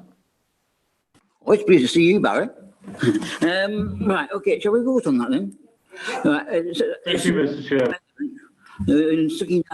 Those in favour of accepting the recommendation A, please.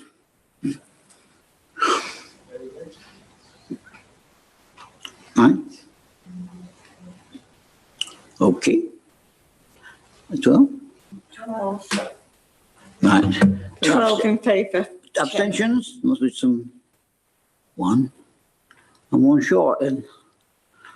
2. All right. Right. Fine. Okay. Councillor Hyman, you're voting against. Yeah. Thank you. Right. Do we have to vote on recommendation B as well? Is it?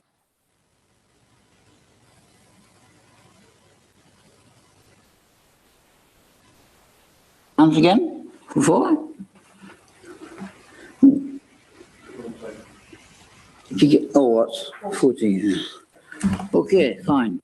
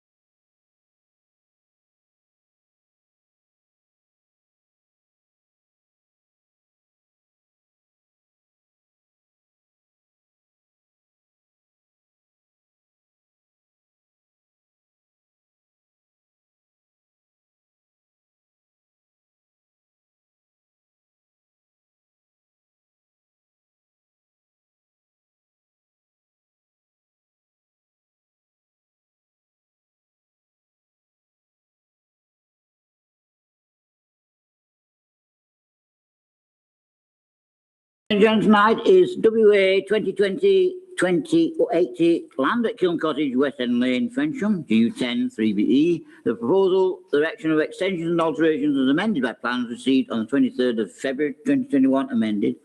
The office is presented. I think it is. Carl Houston, is he there to present it? Yes, I am. Yeah, thank you, Chair. Good evening, members. This application is for a single-storey rear extension at Kill Cottage, West End Lane, Frensham. Next slide, please. The site is situated within the countryside beyond the Greenbelt and the AGLV along West End Lane. The host dwelling is part of a row of semi-detached dwellings with open land to the north. Next slide, please. Slide 3 shows the aerial view and context of the site. To the south, it's noted that there are two dwellings which have similar single-storey flat roof rear extensions with roof lanterns. Next slide, please. Slide 4 shows the view from the front of the house from West End Lane. Here you can see a recently approved and built out two-storey side extension, which obscures almost all the views to the rear of the site from the public realm. Next slide, please. Picture B shows part of the rear of the dwelling where the extension will go. Next slide, please. Picture C shows the remainder of the rear elevation and the view towards the attached neighbour. Next slide, please. And then picture D shows looking up the garden. Next slide, please.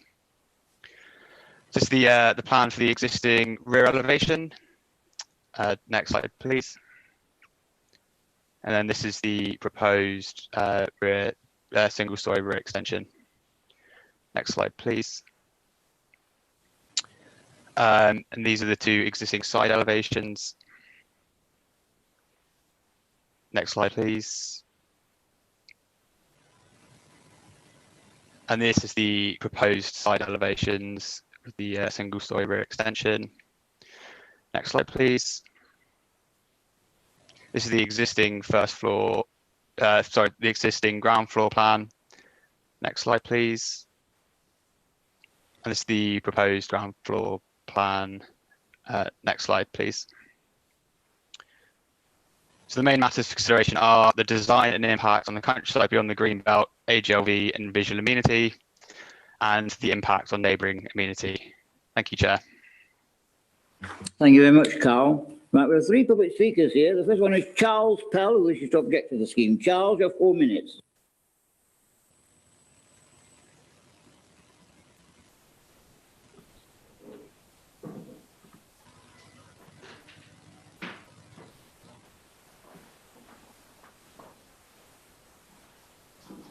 Chair, we recognise that the committee's work, as illustrated this evening, is often related to large, important developments. And now we are looking at a single-storey rear extension, which is somewhat smaller. However, it's interesting as to why this has been called to committee. And it's been called to committee for a reason, which is that both the original and the amended proposals have attracted considerable opposition from neighbours and from the parish council. The location plan, which Carl just showed, clearly illustrates that the site is part of a row of semi-detached cottages with fields both to the side and to the rear, and is in the AGLV. The cottages were originally built in the 1920s and have typical aspects of the Frensham style of pitched tile roof, dormer windows, traditional brick and white wooden windows and door frames. And this complies with the Frensham Village Design Statement, which the officer's summary of which includes all of those items, but omits to mention the strong argument against flat roof extensions. And it is these aspects of both the modern style and modern materials and the pitched roof, which are the reasons for repeated objections by the parish council and members of the community. the Frensham Village design statement is very clear that flat roof extensions should not be permitted unless absolutely necessary. The two examples which Carl referred to just now are not on properties which are comply with the typical Frensham style, if you like. The villagers are exasperated by the continual overruling of their design statement and feel that their views are not being taken into account, with repeated granting of planning permission not in line with the design statement. Indeed, I was told by many members of the community to save your breath because they'll grant it anyway. So I asked, what's the point of having a village design statement if it is so consistently ignored? We do not object to the applicants wishing to extend their property. Indeed, all of the villagers have, all of the cottagers in the row have benefited from extensions, but these have always been in keeping with the style which is illustrated by in the pictures. And indeed, You have 30 seconds left. Could you sum up, please? Yeah, no one objected to their extension that they built last year on the side, which is in keeping with the style of the properties. So the officers summarise by saying that despite the modern design, this should be allowed. And the only mitigating arguments they offer is that it is of imposing stature and located at the rear of the dwelling. So they contend that the intrinsic character... You're overrunning. Okay. The implication that any development at the rear of a dwelling, the applicants can build whatever they wish, whether it's in keeping with this, with the... Thank you, Mr. Pell. I think we have a message quite clearly what you said, and by allowing you to speak tonight, I think, you know, we'll take into account. And we have other speakers as well. Sharon Taylor-Mumford from Frensham Parish Council.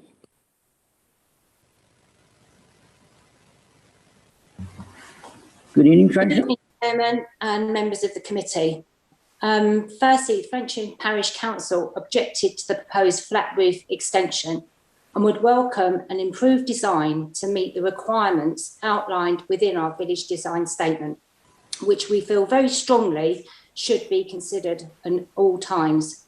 Otherwise, it will set a precedent to further modern extensions to properties. A flat roof at the rear is not keeping with a beautiful period cottage, compared to the front exterior, which was very much in keeping and was very sympathetic to a period property.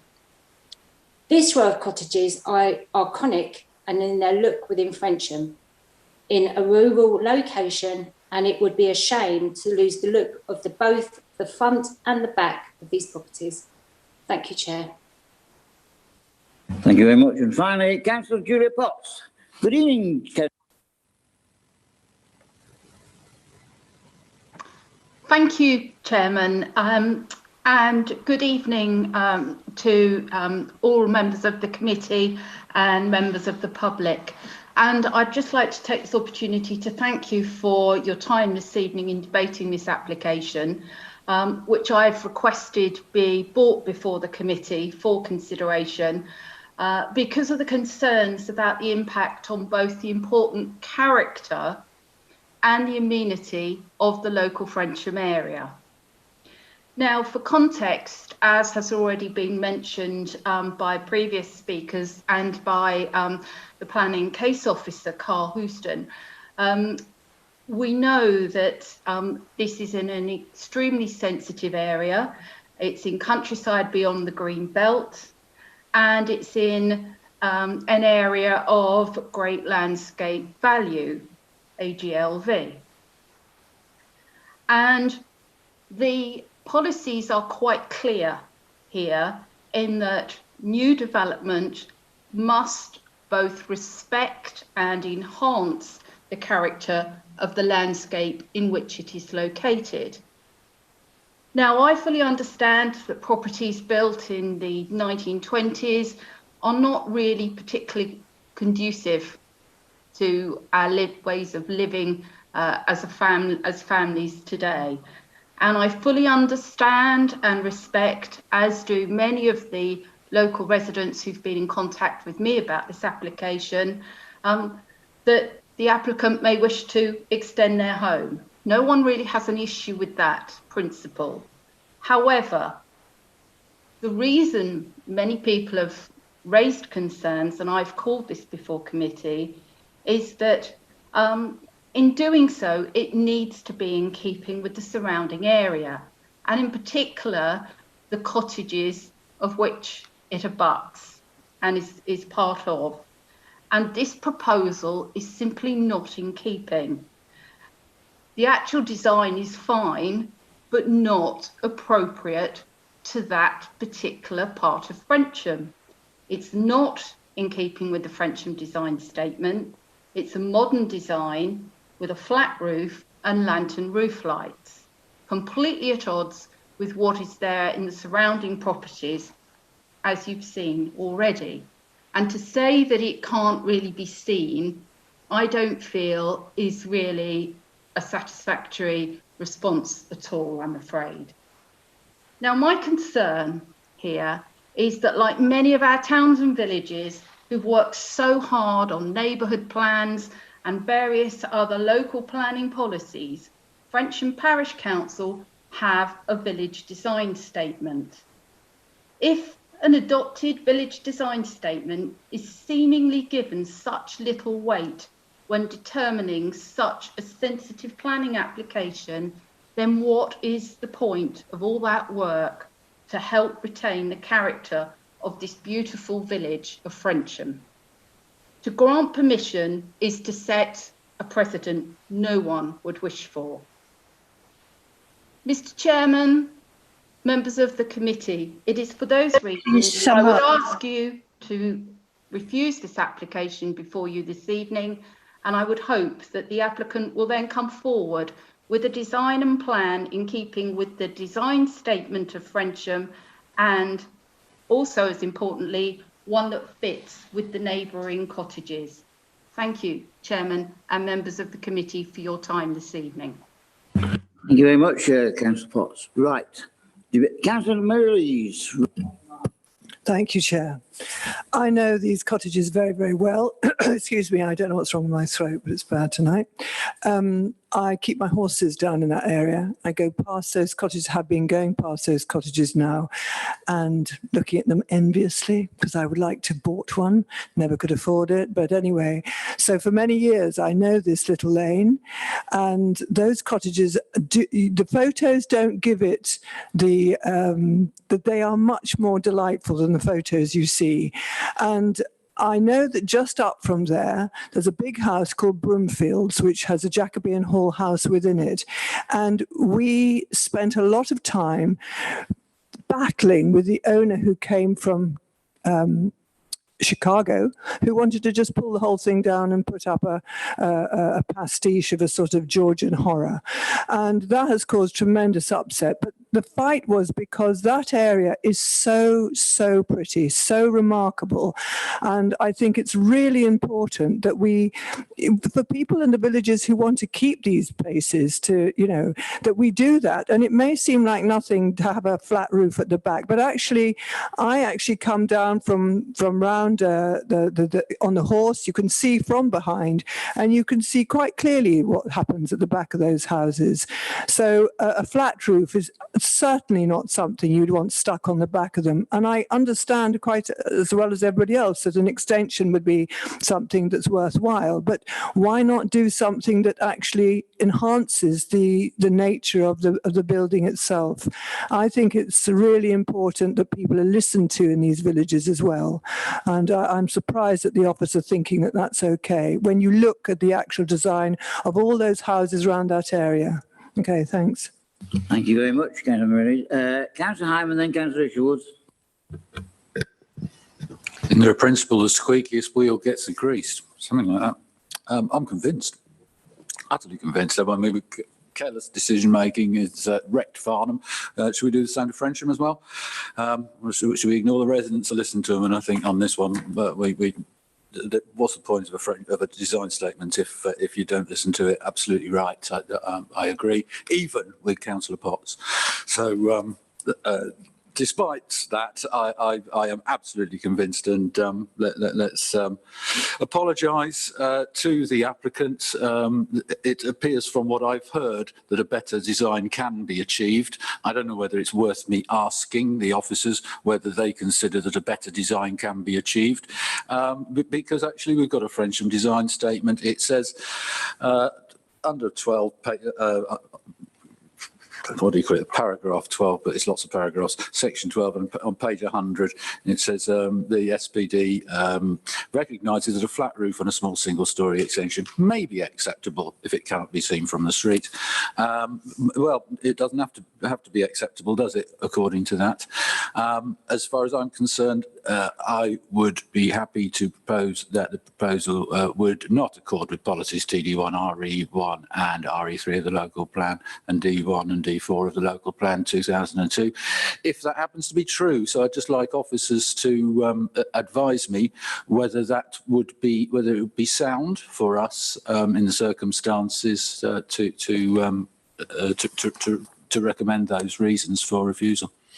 Is there any reason why I shouldn't recommend that? Thank you. Thank you. Can I take Councillor Isherwood's list? Oh, sorry. Councillor Isherwood, then I'll come back. We'll come back. Councillor Isherwood first, and then Councillor James. Thank you very much, Chairman. I think we saw from the photographs there the side extension was very much in keeping with the cottages, and everything Councillor Murray said was absolutely right. We want something that's in keeping, and the design statement is really quite clear. And I'm sorry, this is a lovely village, it's a lovely area, the cottages are fine, but I think the flat roof is not. Thank you. Thank you very much. Councillor James. Thank you, Chairman. I'm absolutely gobsmacked, I think is the only word. The fact that if you can't see it, it doesn't matter what it is. I very rarely go against officers' recommendations, but in this one, I'm absolutely amazed, and I'm really glad that Councillor Potts brought it to committee, because the first thing is it's a small single-storey extension. I believe that when it stretches the full width of the rear of the property, that's not a small extension. A small extension is a little bit like a porch or, you know, something like that. So it's a big extension across the full width.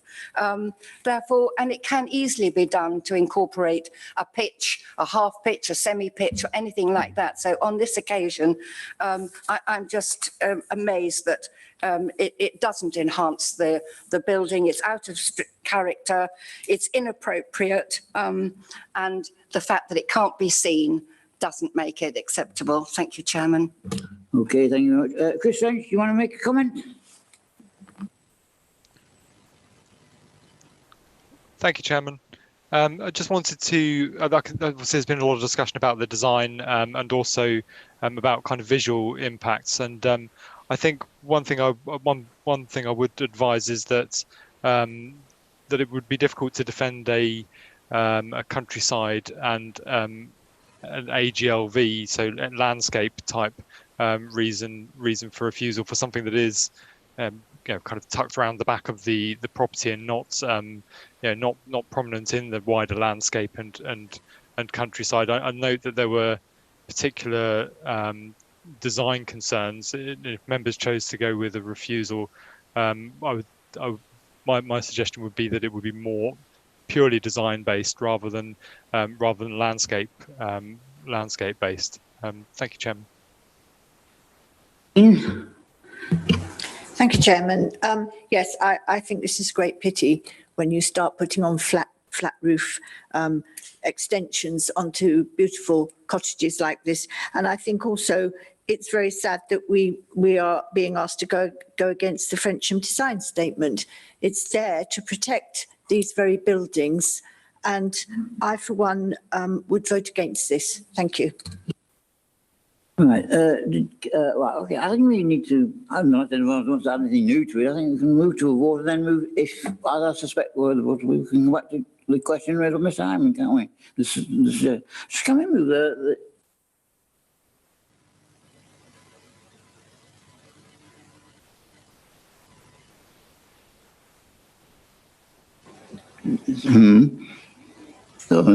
None. I was surprised. Yes. A lot. Everybody. Everybody has to vote. Yeah, thank you. Everybody. Okay, well,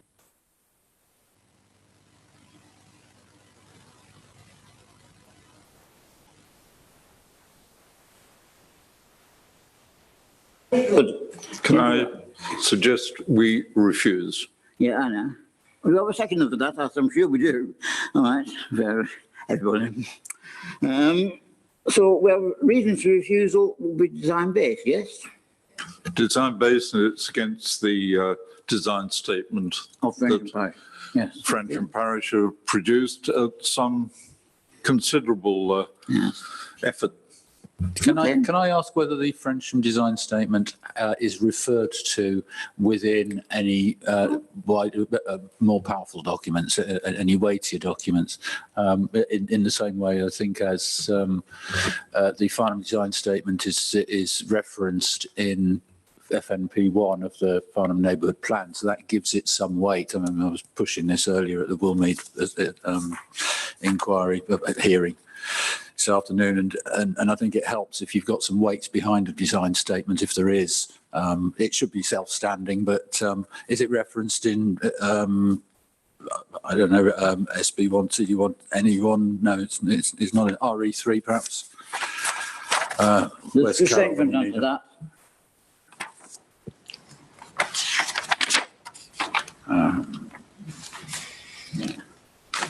I mean, the design, if we look at the page, top of page 101, the design issues here, it says the proposal, under the recommendation by the officers, the proposal would therefore accord with TD1, RE1 and RE3, D1 and D4. So if we're disagreeing, then we're probably saying it won't. But so we really don't want to say that unless it's true, and we should be making our decisions in accordance with knowledge of the policies. I would be happy if we had some advice, frankly, on what the policies say specifically. We know that we want to go with the Frensham design statement. We can't remember what these other policies are. Thanks. Can I ask Chris to answer that one, please? Thank you, Chairman. I think based on what's been discussed, that certainly the design policies don't have that reference in them, but there's no. We would still be including the village design statement within the reason, along with the general design policies. So D1, D4 of the 2002 local plan. Thank you, Chairman. Okay. And are there any policies of LPP1 that would stand up? I mean, I can't see it going to appeal because I think we could rely on a resident of Frensham to be nice enough to come back with with something that can keep everybody happy. Sure, they will. Thank you, Chairman. Yes, TD1 we would include as well. Thank you.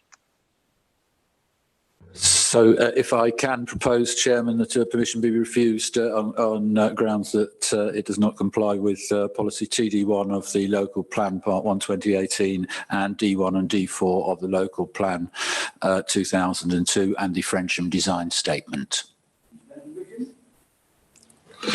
Thank you, Chair. It's out of character with the cottage and the surrounding cottages and the village, so I'm totally against this. Thank you. Inappropriate development. Okay, are we happy to vote on that? What? Yes. Okay, well, those in favour of what? This old-fashioned system really works, doesn't it? Yeah, okay. Yeah, okay. Okay, fine. Well, thank you.